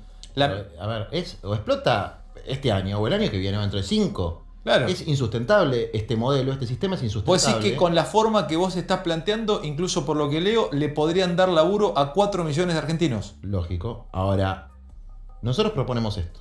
Vamos a suponer que no se puede, que está mal. Que alguien proponga otra cosa. ¿Qué consenso tenés desde las autoridades políticas, las de gobierno o parlamentario? Yo lo he hablado con toda la dirigencia del campo oficialista y con algunos opositores, con empresarios, con sindicalistas. Todo el mundo está peso más, peso menos de acuerdo. El tema es que, viste que Perón decía, mejor que decir es hacer, mejor que postear es hacer, mejor que sacarte una selfie es hacer. Hay un problema con el hacer cuando el hacer implica pensar fuera de la caja y fuera del Excel. Es decir, la burocracia política está acostumbrada a tocar un botoncito y aumentar un impuestito o pagar un subsidio más, y en general se equivoca bastante con el botón. Ahora, pensar en hacer 1 millón de lotes, en repoblar el campo, en generar un circuito nuevo de trabajo a través de la economía popular, es mucho laburo. ¿Cómo elegís a quienes se quieren ir? Perdón, porque me enganché, perdón Javi, ¿no? Y porque ahora vamos a compartir como las tapas. ¿Cómo decidís quiénes podrían ir a tomar una parcela de 50 metros cuadrados para sembrar, por ejemplo? Ya, saquemos un poco el tema de sembrar, porque si no... Sí, parece, yo me quedé ahí. Si no parece muy susanesco, eso, ¿no? Con Susana Jiménez que se vayan y... Claro. Puede ser ni que haga mates de calabaza, puede ser que labure en la carpintero. Sí. O que sea carpintero. Sí. Pensá en alguien que un barrio de Loma de Zamora, Villa Caraza, que yo lo conozco bien. Y yo voy a Villa Caraza con un plano, con una urbanización nueva de 400 lotes, que valen 150.000 pesos cada lote, y que al compañero se le van a descontar 2.000 pesos por mes de su salario social. Ya hay gente viviendo en Villa Caraza. No, por eso, voy a Villa Caraza, hago una asamblea y pregunto, ¿quiénes se quieren ir a vivir acá? Pero se llena. ¿Pero a dónde los ibas a vivir? Le decís, a Ezeiza, Cañuelas, San Vicente. 150, le decís a la asamblea en Villa Caraza, llegás, le decís, muchachos, ¿quiénes se quieren ir a vivir acá? Son 150.000 pesos por lote. Sí. Vos sí se llena, pero hay que pagarte después 150.000. ¿2.000 pesos por mes? ¿2.000 pesos por mes? Y vos que conocés mejor que seguramente que nosotros gente, la realidad social, ¿quieren hacerlo? Porque espera, te lo pregunto porque pero vos la gente está desesperada por conseguir un lote. Pero vos te acordás que muchas veces sucedió hace muy poco, incluso con el gobierno de la ciudad, cuando hacían los censos para relocalizar a la gente donde estaban en zonas o inundables o donde había alguna situación difícil porque alguien o buscaría un negocio inmobiliario, no sé los motivos, iban a censar, les ofrecían dinero para que dejen esos lugares. Y decían las autoridades políticas, por eso te lo pregunto a vos, que la gente no quería irse de esos lugares. Hay dos, a ver. Primero, hay que respetar la voluntad de alguien que vive hace 20 años, 30 años en un lugar, que además ahora por la ley que se sacó durante el gobierno de Macri, todos son legítimos poseedores. Los 4.000 y pico de barrios populares de la Argentina, todos tienen un certificado de vivienda familiar que dice, usted es legítimo poseedor de este lugar. Entonces, el que se quiere quedar, se queda. Segundo, lo que hacía históricamente el gobierno de la ciudad era darte un subsidio habitacional con el que no comprabas nada, no comprabas ni una maceta. Entonces, ponele que eran 150.000 pesos, pero no había un plan para acceder a un lote por 150.000 pesos. Era 150.000 y arreglate. Gánate una pensión. Entonces, o hacer, qué sé yo. Y si fuera el doble, ¿cuánto te duran 300.000 pesos alquilando? Si un alquiler un alquiler barato vale 10.000 pesos. Muy barato vale 10.000 pesos. Te dura 2 años y medio y después ¿qué haces? Ahora, seguimos discutiendo cosas como esta. Mirá esta tapa de diarios de uno de los temas. Quiero que nos des una mirada de esto, ¿no? Bueno, la estamos compartiendo porque fue el tema de la semana, el debate de la semana, ¿no? Infectadura, no infectadura, carta de intelectuales. Sí, intelectuales, algunos colegas periodistas. Bueno, Sandra Pita, ¿te acordás la científica del CONICET que lo había enfrentado en plena campaña Alberto Fernández cuando fue a un acto político? ¿Qué es la infectadura? Bueno, explícamelo. Sostienen este grupo de intelectuales, periodistas y científicos que la pandemia o el coronavirus le dio una herramienta al gobierno para gobernar con sesgos totalitarios, ¿no? Sin el funcionamiento de los 3 poderes del Estado, es decir, justicia, ejecutivo y Congreso, para gobernar por DNU, y que el control social, producto del coronavirus, del aislamiento y de la cuarentena, ponía al gobierno al borde de ser una suerte de dictadura, por eso el juego de palabras. Por eso viene, perdón, sabes que no lo entendía, evidentemente soy muy duro. Por eso viene la palabra, el neologismo es infectadura en vez de dictadura, es infectadura. Claro, por eso te traslado. ¿Qué sé yo? O sea, algún imbécil se creyó piola por inventar la palabra infectadura, hicieron una cosa absolutamente irracional, de intelectuales mediocres y bastante jorobados, que si no hubiese sido tan levantado por algunos medios, la verdad que hubiese pasado como esas teorías conspirativas que nadie le da demasiada bolilla, porque evidentemente si, no sé, 500, 1000, 2000 personas pueden ir al obelisco a hacer lo que hicieron, mucha dictadura acá no hay. Entonces, creo que hay que concentrarnos en los temas esenciales. El Papa dijo una cosa interesante, de estas cosas se sale mejor o peor, pero igual no se sale. ¿Y cómo vamos a salir? ¿Peores o mejores? No, depende de nosotros. Depende de nosotros. No podemos vivir así en este país maravilloso que tenemos. No podemos dejar esos pueblitos abandonados en vez de revitalizarlos para que también haya posibilidad. Yo creo que hay mucha gente, no solamente de los sectores populares, de las clases medias, que no quieren vivir más en este ritmo frenético de vida. Juan, tiraste un título, David, vos es que leyendo el plan de él, habló de pueblos ferroviarios abandonados. Todos conocemos pueblos ferroviarios. Por ejemplo, cerca del mío, en San Vicente, estaba Estación Los Sembrados. Un pueblo pasaba el tren ahí y desapareció. Un pueblito que tuvo 300 habitantes, después pasó a 15 y ahora es un paraje. No nadie, creo que vive un señor que cuida un campo de la zona. Ese plan, o sea, dentro de tu cabeza también sería repoblar pueblos ferroviarios. Lo que pasa, Juan, que el pueblo ferroviario vivía del ferrocarril. Claro, ¿qué trabajo tenés? Si no tenés el tren, no tenés vida. Y el río, el Mississippi que pobló esa parte es el tren. Mirá, ¿qué haces con eso? Primero, te lo lleno de gente. Pero si no tenés... te lo lleno de gente. La gente va feliz. ¿Qué hace, Juan? ¿Pero qué hace? ¿De qué viven ahí? Ahora te contesto. Segundo, las vías se pueden seguir usando. Existe el ferrobús, que es aunque no esté el tren, para ir a la escuela, etcétera, en la zona de Ayacucho. Yo conozco bastante bien la sí, zona claro, de conoces, sí. Se puede resolver el tema del transporte. Tercero, ¿sabés lo que gasta el Estado en sostener la miseria, los miserables salarios sociales complementarios de nuestros compañeros en lugares donde no tienen futuro? ¿Cuánto es un salario? 8.500 pesos, es una vergüenza. Tendría que estar en 11.500 para empatar la inflación de los últimos meses. Eso es un reclamo que ya le estamos haciendo al presidente y esperamos que lo cumpla rápidamente. Llevar de 8.500 a 11.500. Las compañeras que están hoy todos los días en los comedores, en los merenderos, sosteniendo la paz social en Argentina, no se merecen ganar 8.500. Sosteniendo la paz social en Argentina. Lógico, imagínate si no estuvieran en los comedores. ¿Qué pasa? Vuela todo por los aires. Miles de mujeres laburando un montón de horas por día con eso, no se las reconoce. O se las reconoce de palabra y no en términos prácticos. Pero volvamos a los pueblos ferroviarios. Dale. Primero, hay un montón de fábricas y empresas que con esta crisis no pudieron trabajar, salvo que estuvieran a 200, 300 kilómetros de los centros urbanos. Hay un montón de empresas que se van a querer relocalizar. Primer punto. Segundo punto.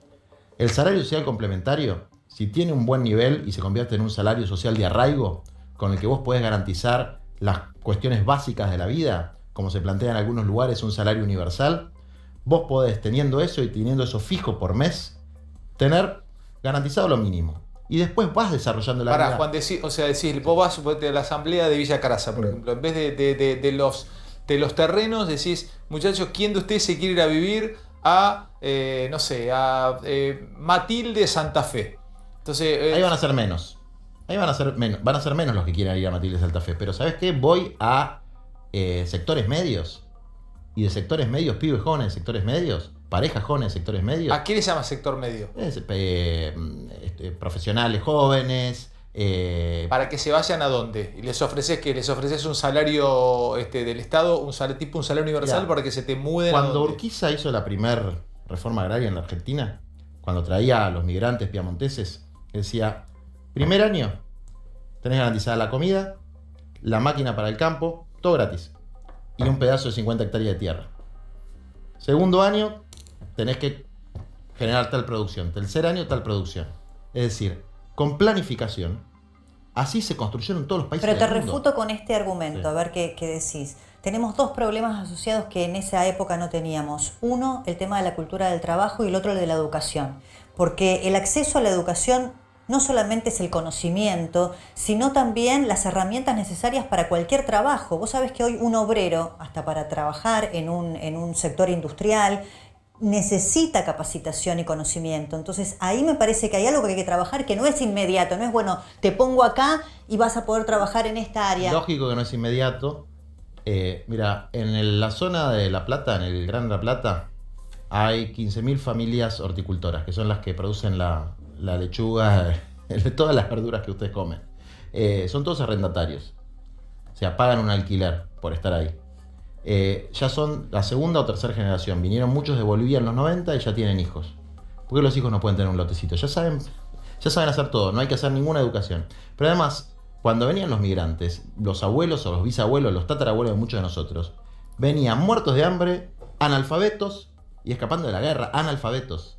La alfabetización de los migrantes se produjo después en Argentina.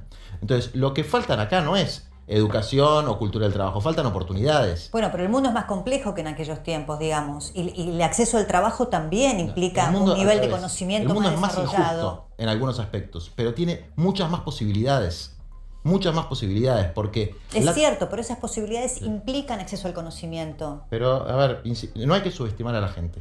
La gente sabe trabajar, trabaja mucho, y lo que no tiene son oportunidades. Insisto, también, yo me acordaba cuando el ministro de Macri Triaca sacó el plan Empalme. Sí, Y decía, no funcionó nunca el plan vamos a Empalme. sacar los planes y vamos a dar trabajo a la gente. Pero señor, el problema es un problema de demanda de trabajadores, no de oferta. Dígame qué fábrica va a tomar a mis compañeros, pero ¿sabe la fila que se va a hacer? Escúchame, Juan. Es como el famoso, vayan a laburar, vagos, choriplaneros. Todos los compañeros siempre dicen lo mismo cuando le gritan eso. Dígame a dónde. ¿Dónde está? Cuando le dicen choriplaneros, ¿qué te dicen?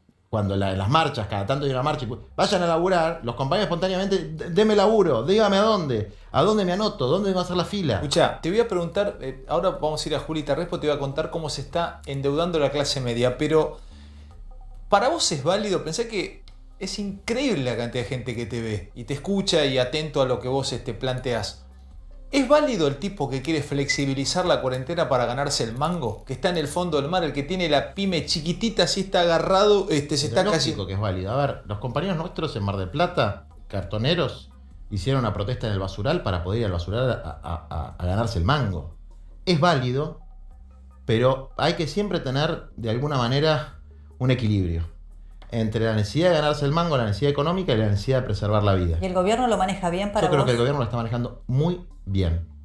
Así como está haciendo otras cosas mal. Por ejemplo, mantener a los compañeros con este salario miserable mientras se subsidia grandes empresas y CEOs de grandes empresas. La cuestión sanitaria la está manejando bien. Y yo creo que a medida que vayan pasando el tiempo se van a ir con distintos protocolos habilitando diferentes actividades. Entonces, entiendo y acompaño algunos reclamos. Otras cosas me parece que a veces grandes intereses económicos toman estos reclamos, los magnifican porque están buscando otra cosa. Pues sí que cambió la mirada del mundo en donde se pedía, viste que en Europa en muchos lugares se valorizó el ganar guita, se valorizó la guita. ¿Para vos eso se entró definitivamente en crisis? Y hay una confrontación ahí. Y va a haber una confrontación muy, muy fuerte en los que quieren un mundo que siga girando alrededor del dinero y los que quieren un mundo distinto, donde haya tierra, techo, trabajo, donde se cuide la naturaleza, donde la mujer y el hombre estén en el centro y no el dinero. Y cuando te digo que yo conozco un montón de jóvenes que quieren ir a construir una vida nueva, tal vez un pueblo, una ciudad pequeña, te puedo asegurar que es verdad. Ahora, Juan, déjame decirte lo último. No quieren vivir más. Y después seguimos. Está buenísima la idea, está tremenda, pero... Y sabes, el respeto intelectual que te tengo, porque sos un tipo que se preparó, se formó, estudia. ¿No es de 200 años esta historia? De llevar a hacer una movida a que se practiquen... A ver, no estamos en un momento de educar, se vienen nuevas tecnologías, se viene el home office, se viene un trabajo donde ahora ya no necesitas ir a un lugar, sino tenés que crear. No es medio... No, a ver, Mirá, te lo pregunto con respeto, Juan, no para provocar. Los celulares. A ver, la tecnología, vas a África, a Calcuta, todo el mundo tiene un celular. Todo el mundo sabe usar un celular. No te garantiza nada eso. Porque en un mundo que manda una empresa privada a un tipo a hacer turismo a la luna, que no se pueda garantizar la tierra, el techo y el trabajo, lo elemental, es lo que marca la contradicción principal del mundo en el que vivimos. Que la tecnología, los avances de la humanidad, unos pocos se los apropian y las mayorías quedan totalmente al margen. Entonces nosotros tenemos que pensar un proyecto para las mayorías. Y el e-learning no es un proyecto para las mayorías, es un proyecto para Pero las está bien, élites. yo te reformulo lo que dice Alejandro sacándolo de la tecnología. Por eso yo te decía antes el acceso al conocimiento. El acceso al conocimiento también es el oficio, es aprender y capacitarse para el mundo del trabajo que viene. Vos ponías ¿Cuál es el mundo ejemplos del de la... trabajo que viene? Bueno, mira, muchas de las cosas no las sabemos ni nosotros ni quienes Por se ejemplo, dedican a una estudiar. planta robotizada automotriz. Bueno, las plantas de ¿Sabes trabajo cuánto son laburo va a haber diferentes. para la planta robotizada automotriz? Yo te digo un para trabajo. tres tipos. Bueno, no para importa, Juan, pero esos tres tipos tienen yo que te digo estar un trabajo que capacitados. viene, por ejemplo. Ahora, vos sabés que se vende mucho online. El mundo, mira, estamos ya volando a otro nivel, ¿no? Pero Gucci, hace un rato, acaba de salir un título en todo el mundo, dejó de sacar ropa por temporada. Sí. O sea, está cambiando minuto a minuto. Por ejemplo, hasta hace unos años el diseñador gráfico, y no quiero que se me enojen los diseñadores gráficos, era una carrera de tantos años para laburar y para ir a una empresa. Ahora, si vos podés editar un programa de televisión en un celular. Sí. Entonces, un montón de pibes que vos tenés en Villa Caraza o en estas economías populares, ¿no está bueno también educarlos para que puedan editar desde un Los celular? pibes ya saben editar del celular. Para editar, Sí. Trabajar con una empresa en venta online, No, ¿sabes poder qué pasa? editarle fotos para que se venda esa ¿Sabes empresa. la cuenta en que forma- vos tenés que hacer? Dale. Cuando se habla del tema de la capacitación y Sí. el conocimiento, que además, insisto, es subestimar mucho a la gente. La gente labura mucho, tiene oficios. ¿Sabes la cuenta que tenés que hacer? Es los empresarios, los oferentes de empleo, los que están ofreciendo, Sí. los que están buscando trabajadores. ¿Cuántos están buscando que no encuentran? ¿Cuántos están buscando? ¿Cuántos puestos de trabajo hay libres? Bueno, yo te digo lo que dicen los empresarios. Dicen, nosotros buscamos muchas veces y no encontramos obreros calificados. Es mentira. Nos falta la calificación o Es la mentira. capacitación para acceder al mundo del trabajo. Conseguime la lista de los empleos que quieren. Yo te digo lo Yo que te dicen. No, pero es Cuando mentira, los no es verdad. entrevistás y Mienten. cuando hablas. Mienten. No hay déficit de gente para laburar. Lo que hay déficit es de empleo. Y eso pasa en todo el mundo. Bueno, pero espera, la gente capacitación más o la capacitada. educación, digamos, el autodidacta, me parece que es algo que un poco atrasa. Vos necesitas que esa gente tenga acceso a cursos, a Pero es capacitaciones, una obviedad. a la Lo a la primero que tiene que educación tener acceso formal. es una escuela que no se le caiga Bueno. pedazos en la cabeza. Entonces, Entonces, por eso no lo sé si primero es que hay que una tener obviedad. acceso, bueno, pero es que no se puede, con este modelo de vida que tenemos, la escuela se te cae a pedazos en la cabeza, porque son aulas rebosantes de pibes, todos hacinados, todos concentrados. No podemos pensar en la tecnología del siglo XXIV cuando no tenemos resuelto el agua. Entonces, Me permiten un segundito, Juan, pará. Bancame, porque todo lo que estás hablando tiene que ver con lo de Juli. Te vamos a aprovechar, te vamos a hacer un par de preguntas más con Débora. Juan Grabois nos está planteando la Argentina que viene. Lamentablemente una Argentina con tal vez el 50% de pobres. Hola Juli, ¿cómo andás? ¿Qué haces, Ale? Cada noche más interesante lo que traes. Gracias. Tremendo, te felicito. Estás muy linda, Gracias. Juli.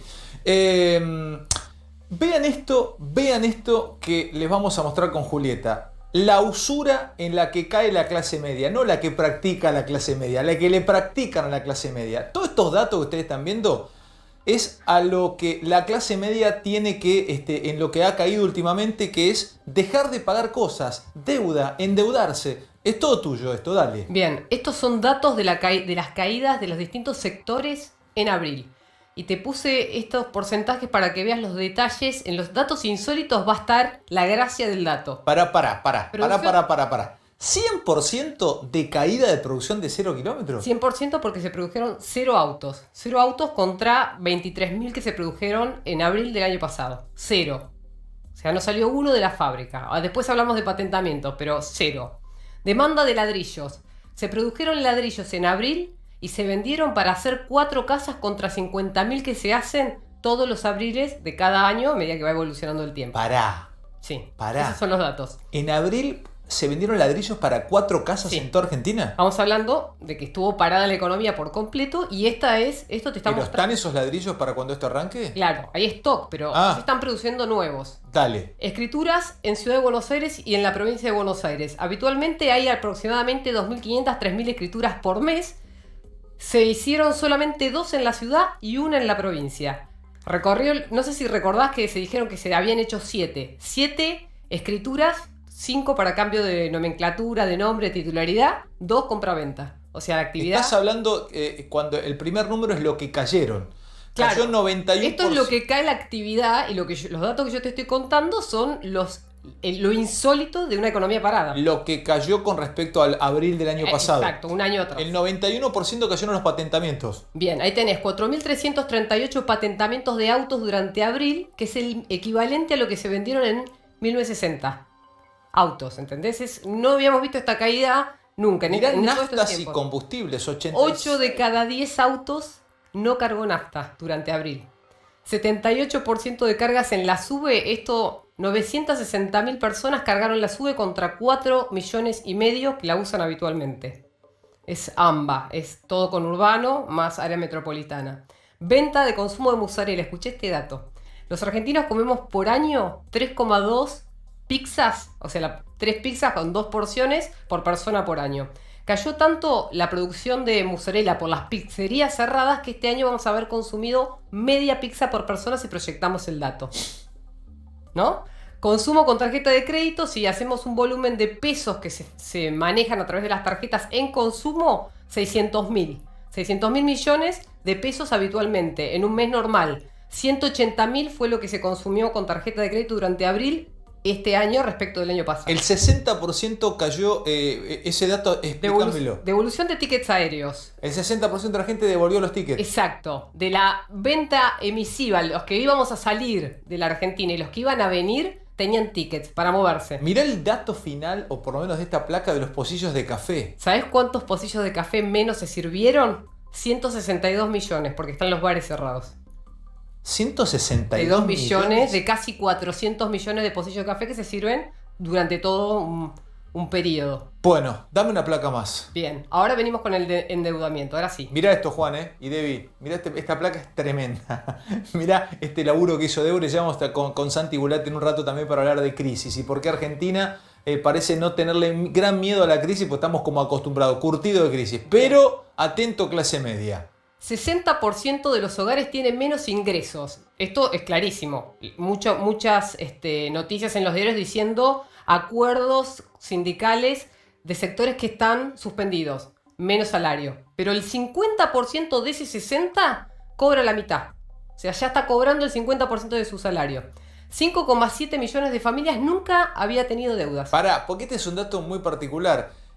No es fácil para muchos tener una deuda. Hay gente que se inquieta muchísimo con tener una deuda. Que eso la me contó la sufre. persona que hizo el informe. ¿Ah, sí? Que hizo la encuesta. La gente no puede dormir, toma ansiolíticos, tiene problemas con la familia. Deudas te estoy hablando, no un volumen grande. No pueden pagar la luz, por ejemplo. No pueden pagar la tarjeta de crédito. Nunca les había pasado en toda su vida. Mirá la compra de fiado. Compra de fiado 1,5 millones de familias. 1,5 millones de familias va al almacén y le pide que le fíen.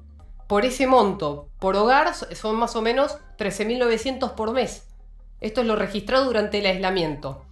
Estos ya son un periodo y medio, o sea, son 2 meses y medio. Este dato final es para que Juan nos haga y ya Y despidiéndolo. ahí tenés, mirá, el último dato. Casi el 70% de los hogares del país se percibe pobre. Y ahí yo te puse los datos de cuánto es el salario mínimo dolarizado y cuánto es el salario promedio dolarizado. Escuchá ese dato, Juan. Casi el 70% de los hogares que Julieta trae como informe se percibe pobre.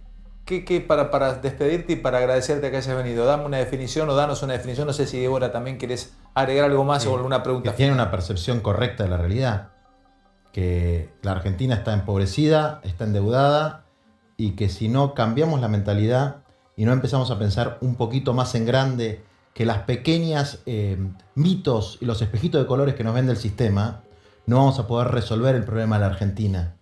No hay empleo, no hay acceso a la tierra, no hay acceso a la vivienda. Todo eso solamente se puede cambiar con una planificación, una intervención muy fuerte del conjunto de la sociedad, sector público, sector privado, Estado, para poder pensar en un país donde no haya más una familia que vaya a buscar agua a 2 cuadras de la casa, a poquitos metros del obelisco. Te quiero preguntar para cerrar por mi parte, ¿vos no crees que tanto este gobierno como el de Macri anteriormente se olvidó de la clase media, que los sectores bajos, los sectores populares tienen, y así corresponde que sea, la asistencia del Estado, porque es un tema de absoluta subsistencia, ¿no es cierto? Y vos lo ves, y para garantizar la paz social, como vos decís, ahí está tanta gente trabajando en acción social. Pero la clase media no es el gran sector de nuestra sociedad olvidado por el gobierno anterior. Hay muchas clases medias. La clase media trabajadora, el tipo que es el profesional independiente, el que tiene una librería en el centro de la ciudad. Yo creo que, por ejemplo, hay que ver cuáles son los problemas que tiene ese sector. El alquiler es un problema grave. Hay 7 millones de inquilinos en la Argentina. Ahora, si uno empieza a plantear regulaciones de los alquileres, aparecen los 500.000 propietarios y hacen un escándalo. Entonces, las regulaciones que hay que hacer, a alguien de ese sector medio, un salario social complementario de 8.500 pesos no le cambia nada. No, es que muchos de ellos no tienen acceso porque no les corresponde. No, y si lo quisieran tener, si lo pudieran tener, tampoco les interesaría tenerlo. Estoy hablando del tipo que todavía puede mandar un hijo a un colegio privado. Que tampoco no le cambia nada. El colegio privado, la cuota del colegio privado vale más que el salario social complementario. Entonces, hay un problema de modelo de país. Y es una crisis en toda América Latina. Miremos lo que pasa en nuestro continente. Pasa en Europa también. Miremos lo que pasa en Estados Unidos. Entonces, nosotros tenemos una ventaja, que nuestro país está absolutamente desaprovechado. No es un tema de alta calificación. No hay oferta de empleo, sobra demanda de empleo. Sobra demanda de gente que necesita trabajar y como no lo encuentra en el mercado, se inventa su propio trabajo, cartoneando en las ferias, vendedores ambulantes, horticultores, hasta la gente que sale de los penales, arma cooperativas para poder reinsertarse y no tener que volver a delinquir. Entonces, necesitamos cambiar la mentalidad de pensar que dando vueltas en el mismo círculo vamos a poder resolver algún problema. Te despido con la última mía. ¿Qué pensás de los anticuarentena? Insisto, que hay dos tipos de anticuarentena. El inocente, el que está un poco pasado de manija, que por ahí está desequilibrado por la situación. La persona que está desesperada porque necesita trabajar, eso es un mundo. Y después algunos pasados de piola que por resolver sus intereses económicos o por montarse en una situación por cuestiones políticas, están tratando de destruir un buen trabajo que ha hecho el gobierno, manteniendo las curvas de contagio y el índice de mortalidad en niveles bastante mejores que el resto de América Latina y el resto del mundo. Yo no quiero tener que ver fosas comunes como en Brasil o como en Estados Unidos. Prefiero que aguantemos un poco más y estoy convencido de que vamos a salir de esto por lo menos con un espíritu de cambio. Depende mucho y creo que Alberto tiene la oportunidad de ser el que lidere una transformación. Si lo hace, va a ser recordado siempre, y si no lo hace, va a quedar en ese rincón polvoriento donde la historia deja a los mediocres. Gracias, Juan. Gracias. Te compraría la campera, está tremenda. me la regaló mi papá hace muchos años. Está tremenda esa campera.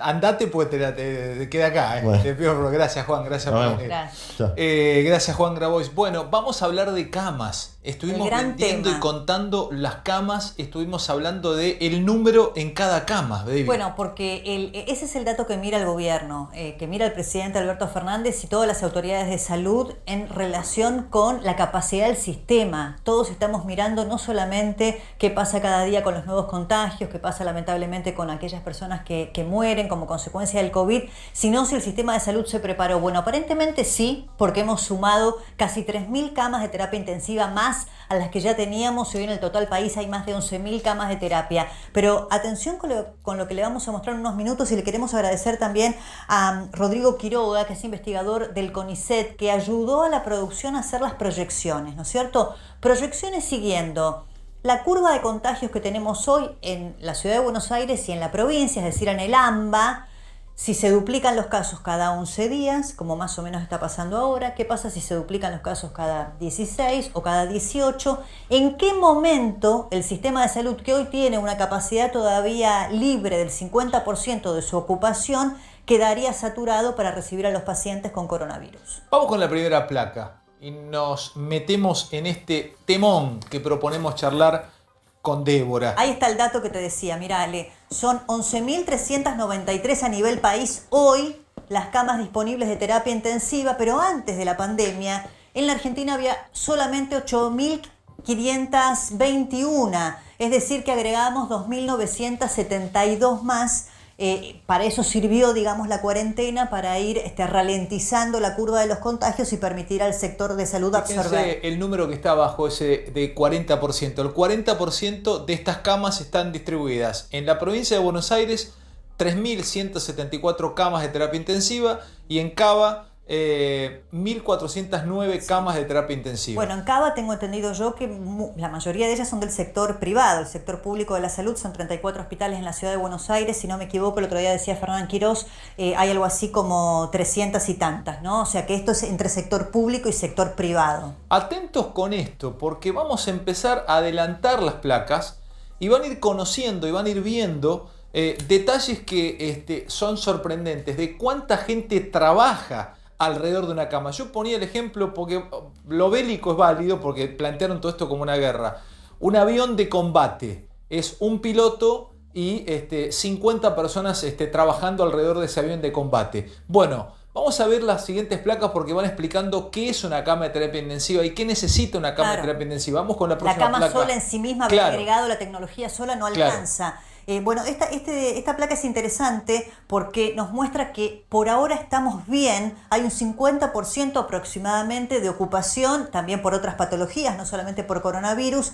Internados por COVID en situación de terapia intensiva tenés 244 en total, 145 en la ciudad de Buenos Aires, la mayoría, 59%, 78 internados en la provincia de Buenos Aires en terapia intensiva por COVID, y en el resto del país 21. O sea, hoy el sistema resiste y resiste bien. Hoy. Avanzamos un poquito y vamos a ver las proyecciones, ¿sí? ¿Qué pasaría con la curva de duplicación? Y esto es lo que vos decías, Ale. Esto es lo que yo planteaba y lo contaba de esta manera y se los voy a leer. ¿Qué se necesita para tener una cama de terapia intensiva operativa? O sea, trabajando. Cuando hablamos de una cama de terapia intensiva. Primero, les hablaba de tomas de electricidad. Es un circuito de energía eléctrica aislado. Es diferente la electricidad que llega allí. Si bien es 220, no sé si es trifásico 220, pero es un circuito aislado. Y se necesitan no menos de 8 tomas por cama. Se necesita un stock de medicamentos y material descartable por paciente, también muy importante. Se necesita un monitor multiparamétrico. Se necesitan bombas de infusión continua. Se necesita un respirador con sus conexiones correspondientes. Y se necesita un sistema de aspiración. Esto es en elementos técnicos. Ahora le sumamos el componente humano, el personal de salud. O sea, fíjense que una cama no es una cama de terapia intensiva. Tiene todo esto una cama de terapia intensiva. Vamos a la próxima placa a ver qué nos cuenta y a ver qué nos dice. Acá está. Bueno, ¿quiénes trabajan en una cama? En una cama de terapia intensiva.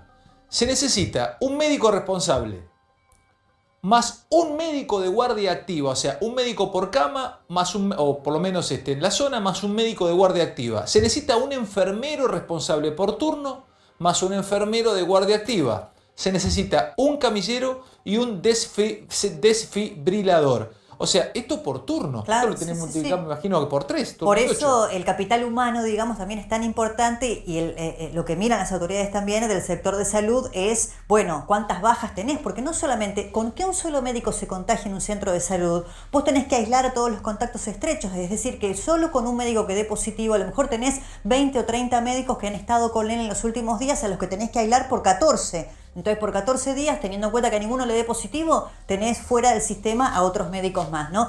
Hasta ahora estamos bien, pero ¿qué pasaría si con este nivel de contagios que tenemos hoy, ayer tuvimos más de 700, hoy más de 600, la curva de duplicación hoy en AMBA es de aproximadamente 11-12 días. Con ese parámetro nos movimos para hacer este cálculo, que reiteramos nos ayudó el doctor Quiroga del CONICET. Claro, porque todas estas cosas que planteamos, cuando se hablan de índices, esta enfermedad lo que tiene es mucha aplicación de sistemas o de modelos matemáticos y de probabilidad. Entonces, fuimos y trabajamos con un científico del CONICET, como dice Débora, y ahora ella les va a explicar cuándo para nosotros y para nuestro equipo de producción, más este científico, llegaría el pico máximo en los próximos días. Claro, bueno, teniendo en cuenta entonces el tiempo de duplicación de casos en la ciudad de Buenos Aires, con un tiempo de duplicación de 9 días, que no es, tengo entendido, el que tenemos hoy, sino si bajase, es decir, si los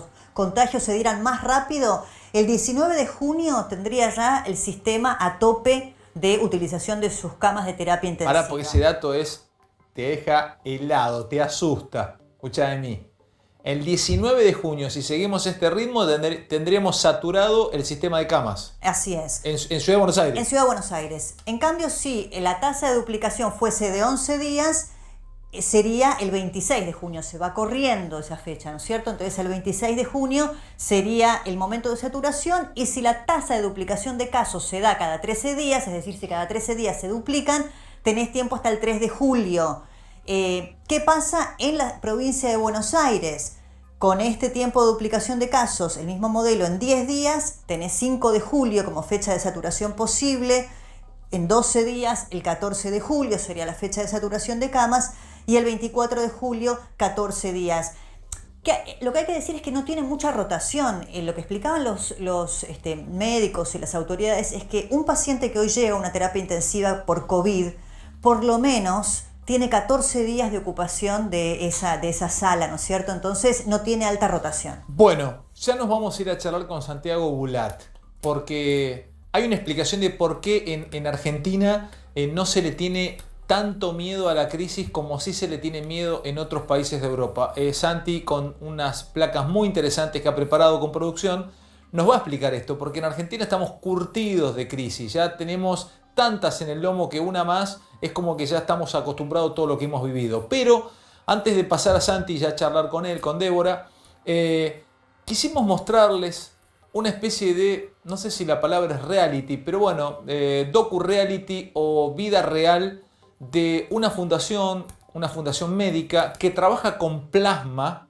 de aquellos que han sido infectados por el coronavirus, y parece que esto da resultado y frena el coronavirus. Es fantástico, realmente. Mirá, es el plasma de pacientes infectados y recuperados. Sí, claro. Entonces, aquellas personas que se recuperaron, lo que se está estudiando y se probó parcialmente ya, es con la extracción de la sangre y el plasma que se obtiene de la misma, se producirá una suerte de, si querés, vacuna natural o de antídoto para frenar la infección en pacientes que todavía no se han contagiado. La verdad que es interesantísimo. Y está muy bien como lo planteamos al informe, como lo plantea producción de Living in America, porque acompañamos a uno de estos científicos que trabaja en esta cura. Vamos a verlo y ya nos sentamos con Santi Bulat a hablar de las crisis, pero vean esto y realmente da mucho orgullo.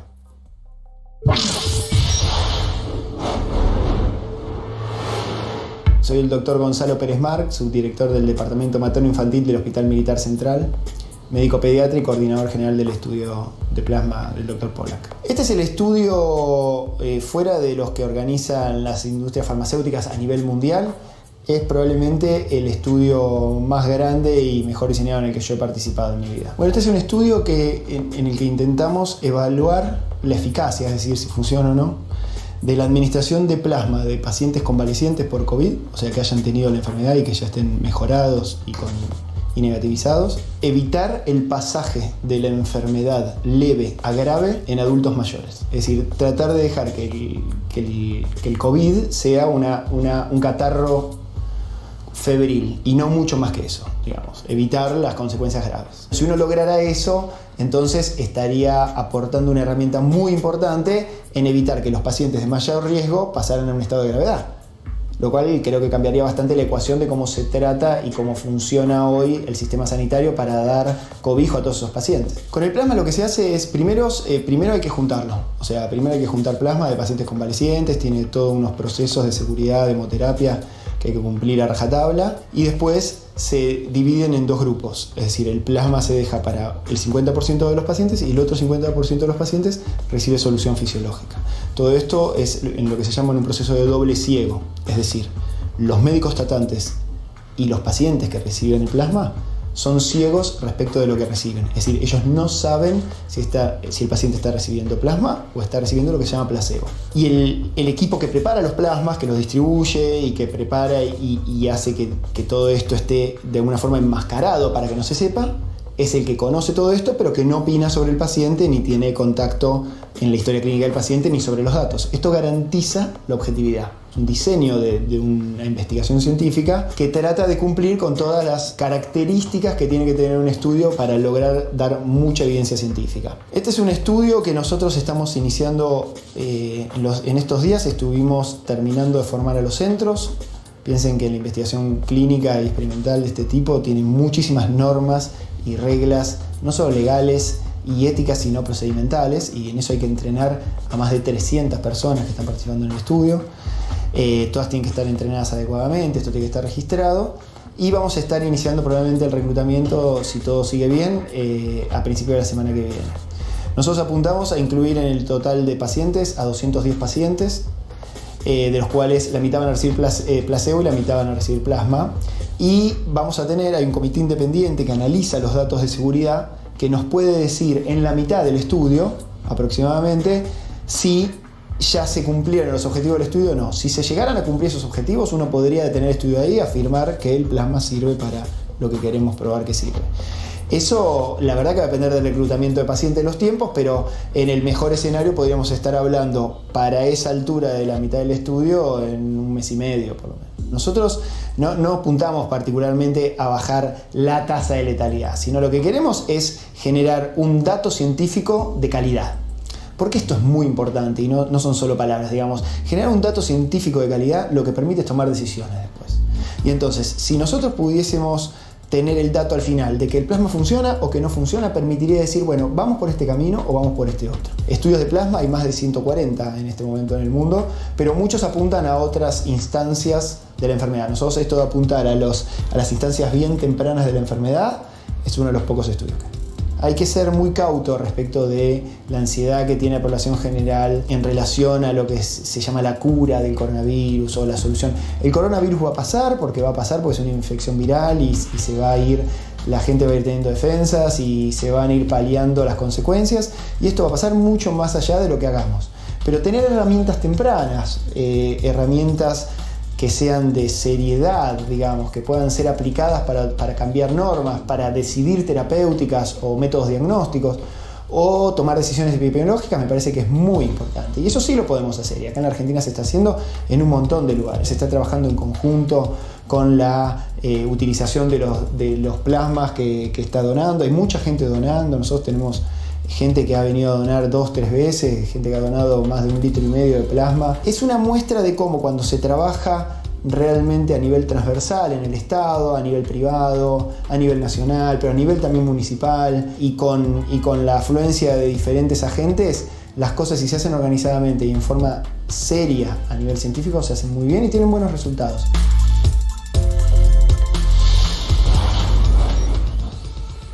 Bueno, solo resta esperar que esto funcione y que y además es un orgullo como país de tener gente como estos científicos pudiendo laburar en esto. Ya está Santiago Bolat con nosotros. Santi, ¿cómo andas, querido? Buenas noches. ¿Cómo andan? Gracias por la invitación. Ya nos vamos a meter con vos, tenemos muchas cosas para charlar, muchas cosas. Además nos vas a contar, entre otras, quién es Elon Musk, este hombre que ha puesto en niveles comerciales el poder viajar a la estratosfera. Sí. Vamos a Estados Unidos. Vamos a Estados Unidos, es la 5ª jornada de protestas. En este momento hay más de 40 ciudades con conflictos como consecuencia de la violencia racial, de lo que pasó con George Floyd. Hay 15 estados con toque de queda. Vamos a ver un informe de lo que sucede en Estados Unidos, que tiene los 100.000 muertos por el coronavirus y además la violencia en las calles como consecuencia de las protestas por el odio racial. Así empezó todo y después vamos a conectar con dos compatriotas, una analista política y alguien que vive allí desde el 2011 en Minneapolis y la está pasando muy mal, pero así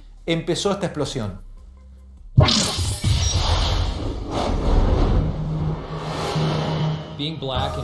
Ser negro en Estados Unidos no debería ser una sentencia de muerte.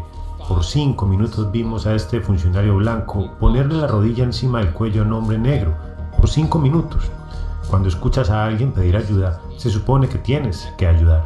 Este funcionario falló en el sentido más básico del ser humano. El alcalde de Minneapolis asegura que esta violencia, aunque no es correcta y pide paz, es el resultado de 400 años de frustración y tristeza en la comunidad negra.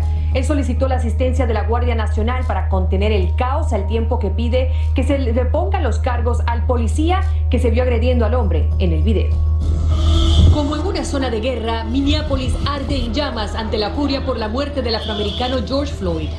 Disturbios, vandalismo y enfrentamientos entre los manifestantes y la policía abarrotaron los alrededores de la comisaría de la ciudad, en donde incendiaron edificios y autos. Varios negocios fueron saqueados, entre ellos esta tienda Target, en la que quedó grabado cómo se llevaban artículos ilegalmente. Una mujer en silla de ruedas, que aparentemente intentaba detener a los manifestantes con un cuchillo, fue agredida y rociada con extintores. Por otro lado, el dueño de un negocio disparó mortalmente contra un manifestante. Protestas pacíficas se extendieron a otras ciudades de la nación, pero en Los Ángeles, California, grupos se apoderaron de una autopista en donde acorralaron patrullas que intentaban escapar de la multitud. Varios participantes rompieron la ventana de un carro policial. Otra persona quedó colgada del techo por algunos segundos hasta caer al suelo. Mataron a mi hermano en plena luz del día. Quiero que todo sea pacífico, pero no puedo hacer que todos estén en paz. Es muy difícil, es doloroso. La ira se desata a raíz de este video en el que un agente retiene a Floyd con su rodilla sobre el cuello mientras poco a poco se queda sin aliento. Floyd perdió la vida. El reporte policial dice que se resistía a un arresto por sospecha de intento de pago con un cheque falso en una tienda. Pero según el abogado de la familia, este video de una cámara de vigilancia desmiente que se haya resistido. Derek Chauvin, el oficial de policía de Minneapolis que vimos con su rodilla sobre George Floyd, que murió el lunes, y ha sido arrestado y acusado de asesinato. Tal vez con esto las autoridades esperen apaciguar un poco el estado de ánimo de la multitud que anoche incineró buena parte de esa ciudad.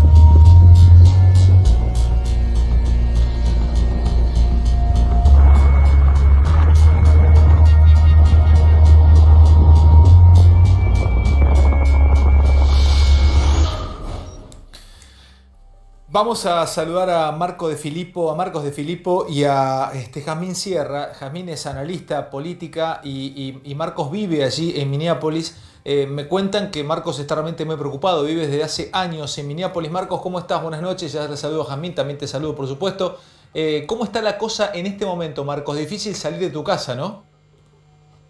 ¿Qué tal? Sí, no, la verdad que ahora hay toque de queda hasta las 6 de la mañana. De 8 a 6 de la mañana, en los últimos 3 días, viernes, sábado y domingo, lo anunciaron hoy. La gente sigue protestando en las calles. Tenemos la Guardia Nacional acá en las calles de Minneapolis. Es muy jodido, a mí sinceramente me hace acordar mucho a lo que viví en el 2001 en Argentina y es algo que nunca pensé que iba a tener que vivir otra vez, sinceramente. O sea, menos en Estados Unidos. te da, si en no sé, sé que tenés familia, si tuvieses que salir ahora, ahora no podés porque toque de queda, pero si tuvieses que salir por alguna cuestión, es muy peligroso hacerlo. O sea, está todo, en este momento, ¿qué escuchás por la ventana, por la ventana, si te asomás? Contame un poco, pintame un poco la situación. Ok, en mi barrio nosotros con los vecinos nos juntamos y hicimos un grupo como para mantenernos en contacto a ver qué es lo que vemos. Desde acá, más que nada, se escucha a lo lejos el tiros de la policía o todo el tumulto que hay en la ciudad. Igual yo estoy dentro de la ciudad, estoy dentro del área nordeste de Minneapolis. Todo esto está en el centro y en el sur de Minneapolis pasando y sinceramente si ahora incluso si no estuviese el toque de queda por el tema de que soy padre de familia, tengo a mi a mi señora, la verdad, y siendo inmigrante en Estados Unidos, sabiendo cómo actúa la policía, acá en Estados Unidos no me da miedo salir, claro, sinceramente, a la noche. Danos un segundito porque queremos sumar a Jazmín Sierra, que es analista política. Jazmín, buenas noches. ¿En qué ciudad estás vos? Buenas noches, yo estoy en South Bend, Indiana, no tan lejos de Minneapolis, pero es una ciudad donde no ha habido el nivel de protestas ni de violencia que está viviendo Marcos. Jazmín, ¿y nos puedes dar un contexto político y social en el cual se están dando estas protestas y hasta dónde podrían llegar? Sí, por supuesto. Lo que estamos viendo es que estas protestas por la muerte de George Floyd van mucho más allá de esta tragedia. Los hombres negros en Estados Unidos mueren por violencia policial a una tasa equivalente a la que morían hace un siglo por linchamientos. O sea que la historia ha cambiado, han pasado siglos, supuestamente ha habido emancipación, ha habido voto para la población afroamericana, pero ¿Han tenido un presidente descendiente afroamericano? O sea, fíjate, y estamos otra vez... Débora, es un punto muy importante el que vos hacés, porque la comunidad afroamericana ha conseguido representación política en el puesto más alto del país, pero sin embargo la causa de muerte número 1 de la población afroamericana es la violencia a manos de la policía. Y en este contexto, estas muertes que ahora vemos, que las podemos ver a través de Twitter, a través de Facebook, que son filmadas, realmente muestran el enojo, la frustración que tiene la comunidad afroamericana y sus aliados también en la comunidad blanca y en otras comunidades del país frente a esta situación que viven. Y a esta situación de violencia policial hay que agregarle una situación de violencia sanitaria, porque el coronavirus la verdad que ha afectado mucho más a la población afroamericana que a la población blanca en Estados Unidos, tanto en números de casos como de muertes. Así que es una comunidad muy afectada, muy dolorida, y lo que estamos viendo ahora en las calles es ese dolor. ¿Esto parece ir creciendo o vos crees que va a ir aplacándose en las próximas horas? Creo que es una situación muy volátil, es muy difícil saber lo que va a pasar. En este momento hay protestas a lo largo de 75 ciudades, hay 12 ciudades con toques de queda. Desde 1968, cuando asesinaron a Martin Luther King, que no vimos tantos gobiernos locales tener que poner toques de queda debido a protestas. O sea que esta es una situación extraordinaria en el contexto político de Estados Unidos, que como decía Marco nos recuerda el 2001 en Argentina. Es muy difícil saber qué va a pasar, pero la muerte de Floyd fue el lunes, o sea que ya van varios días de estas protestas y van escalando, y lo que sabemos a través de los análisis politológicos es que cuando las protestas son reprimidas aumentan, genera que más gente salga a protestar, por lo cual parece ser que esto va a seguir. ¿Qué puede aparecer, qué puede dejar esta protesta, qué puede conseguir ¿qué pueden conseguir aquellos que protestan? ¿Puede haber un quiebre? Porque, bueno, vos diste el caso de Martin Luther King o diste casos de algunas protestas o algunos quiebres que justamente se dieron en la historia americana y que consiguieron sumar derechos para las minorías. En este caso, ¿qué lograrían o qué crees que se persigue? Por supuesto que dejen de practicarles violencia y de asesinarlos, pero ¿qué podría dejar esto? Creo que los activistas lo que están es muy frustrados con los canales institucionales para tratar de conseguir protección frente a la violencia policial, a la falta de protección frente a la crisis sanitaria que hay, a la crisis de desempleo en Estados Unidos. Entonces lo que estás viendo es que estos activistas creen que la única forma ahora de conseguir generar momentum para las causas que tienen es a través de ocupar las calles, que es muy abierta. Por lo general los movimientos que consiguen logros a través de las protestas son protestas muy sostenidas en el tiempo. Así que vamos a ver si eso es algo que la comunidad activista afroamericana logra hacer. Lo que sí creo que a corto plazo se va a lograr por lo menos es que Biden tenga que pronunciarse con un vicepresidente de la comunidad afroamericana y que sea mujer y que tenga que tomar posiciones mucho más progresistas de las que ha tomado hasta ahora en relación a cómo controlar la violencia policial, porque en este momento la legislación sobre violencia policial y sobre criminalidad en gran parte fue legislada por Biden en los 90. Gracias, Jazmín, es muy interesante interesante la perspectiva que nos das, realmente cómo atraviesa además este tema de las protestas, la crisis económica derivada del coronavirus y bueno, y la paradoja, ¿no? Estados Unidos ha tenido al nivel más alto que pueda tener a nivel jerárquico un presidente descendiente de afroamericanos, sin embargo, no ha cambiado la composición social respecto de ese sector de la población. Gracias, Jasmine, muy amable. Muchas gracias, gracias por Gracias, Marcos, también a vos, un gran abrazo. Gracias por este rato. Bueno, está Santiago Bulat con nosotros. ¿Cómo andas, Santi? Qué placer, ¿Cómo Santi? están? Muchas gracias. Un placer, hermano. Ayer pasó algo que parecía como acomodado por una mano mágica. En el momento que Estados Unidos, o en realidad la NASA, ponía o habilitaba o se abría la era comercial para los viajes al espacio, en Argentina, o sea, los diarios, las .com tenían al gordo del mortero detenido en Uruguay y a Elon Musk poniendo 2 muchachos en órbita.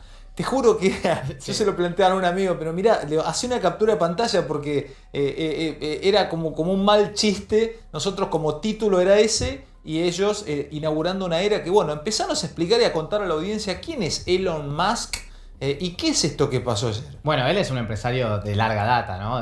No es solamente la única empresa que tiene SpaceX, que ayer efectivamente hizo este lanzamiento, que ahora lo que quiere él, básicamente como idea utópica, es llevar una parte de la población a Marte directamente, ¿no? Dice que la vida ahí puede subsistir, ¿no? El humano, así que directamente eso en un futuro que parte de la población vaya para allá y se instale una nueva vida, ¿no? Eso como idea utópica, pero tiene un montón de empresas como Neuralink, por ejemplo, también, empresas como Tesla, tiene 43 mil millones de dólares aproximadamente esta persona, Tiene digamos. 43 mil millones de dólares. En patrimonio, sí, efectivamente. Y esta es una de las empresas con ahora esta idea justamente de potenciar lo que es la exploración espacial, siempre del lado público-privado, porque en realidad la NASA también. ¿Pero por qué fue un hito lo de ayer? ¿Por qué lo marcan como Tengo entendido que es la primera vez que la NASA hace una expedición financiada por el sector privado, ¿no es cierto? Fue medio en conjunto, pero sí, efectivamente, fue más de la parte privada. ¿Y vos cómo lees esto ayer? A ver, ¿por qué lo pondrías en tapa? ¿Por qué para vos es importante? Bueno, es una empresa muy grande, digamos. Elon Musk da muchísimo empleo, digamos, en Estados Unidos. Pasó a ser un referente, digamos, de la economía allá. Y sobre todo también porque se empiezan a debatir ciertas cuestiones digamos, del exterior, de hasta dónde podemos ir a buscar ciertas cosas en el mundo exterior, digamos, fuera del mundo del planeta Tierra. Y por otra parte, cuánto puede aportar a la economía norteamericana. Ayer había algo, cuando vos seguías el camino de los astronautas, no sé si tenemos imágenes o lo vamos a ir acompañando, los pasaron a buscar en un auto de Tesla. Lo pasaron a buscar en un auto de la compañía de él. Ahí estamos viendo la imagen de, bueno, justamente ya disparada la cápsula. Pero fue todo primero que los astronautas eran gente mayor, digo, que no eran pibes de 22, 23 años. Eran uno de 50 y pico, otro 60 años. Fue Trump, que no es menor. Fue presidente de los Estados Unidos también. Pero fue todo una cosa de, los pasaron acá por la casa, se pusieron el traje, llegaron a la NASA en auto, iban saludando por la ventanilla. Era también una manera de comunicarle al mundo, esto va a ser así en unos años, así como los pasan a buscar ahora para venir de Morón o de Tigre a laburar a Capital, mañana vas a salir de tu casa a orbitar. La idea que tiene él es básicamente que eso empiece a pasar para la población. Obviamente son los primeros pasos que se están dando, de lo que en algún momento fue el primer paso del hombre a la luna y demás, pero son los primeros pasos que se están dando. Su sueño utópico podría ser buscar una beta comercial, es decir, llevar, ¿no es cierto?, gente a hacer viajes. Todo lo que viene haciendo hasta ahora son todas con betas comerciales, digamos. Esto iría a un horizonte mucho mayor, mucho más escalable, pero él tiene una empresa que se llama Neuralink, que directamente es ¿Cómo se llama? Neuralink. Es meter chips en los cerebros directamente para ir. O sea, les pongo en contexto de lo que es un emprendedor, que él es físico. ¿Elon Musk es físico? Sí, él es físico. Sí. O sea, ¿está bien considerado en Estados Unidos? Sí. Bueno, a ver, habrá posturas en contra, pero digo, en general sí, digamos. Uh-huh. Sí. O sea, es una empresa que Tesla particularmente, que no le iba bien en términos de ganancias y demás, y sin embargo cotizaba mucho por lo que le creían a él, digamos, en el management, de que eso iba a mejorar en el futuro. Sí, bueno, además Trump lo llamó mi amigo, porque tienen algunas digamos, cosas en común. Él se quejó de la cuarentena en el estado donde él tiene Tesla y de la imposibilidad de abrir sus fábricas y demás, así que bueno, Trump fue a ver el lanzamiento. Vamos a hacer un pequeño corte y vamos a dar un título, tal vez tengamos que hacerlo el fin de semana que viene, la historia de las crisis. Porque en Argentina parece que no le tenemos tanto miedo a las crisis, estamos como vacunados, generamos anticuerpo para crisis. Pequeño corte, ¿te parece, Debbie? Dale, Santi, sí, ya ya volvemos. vemos, dale.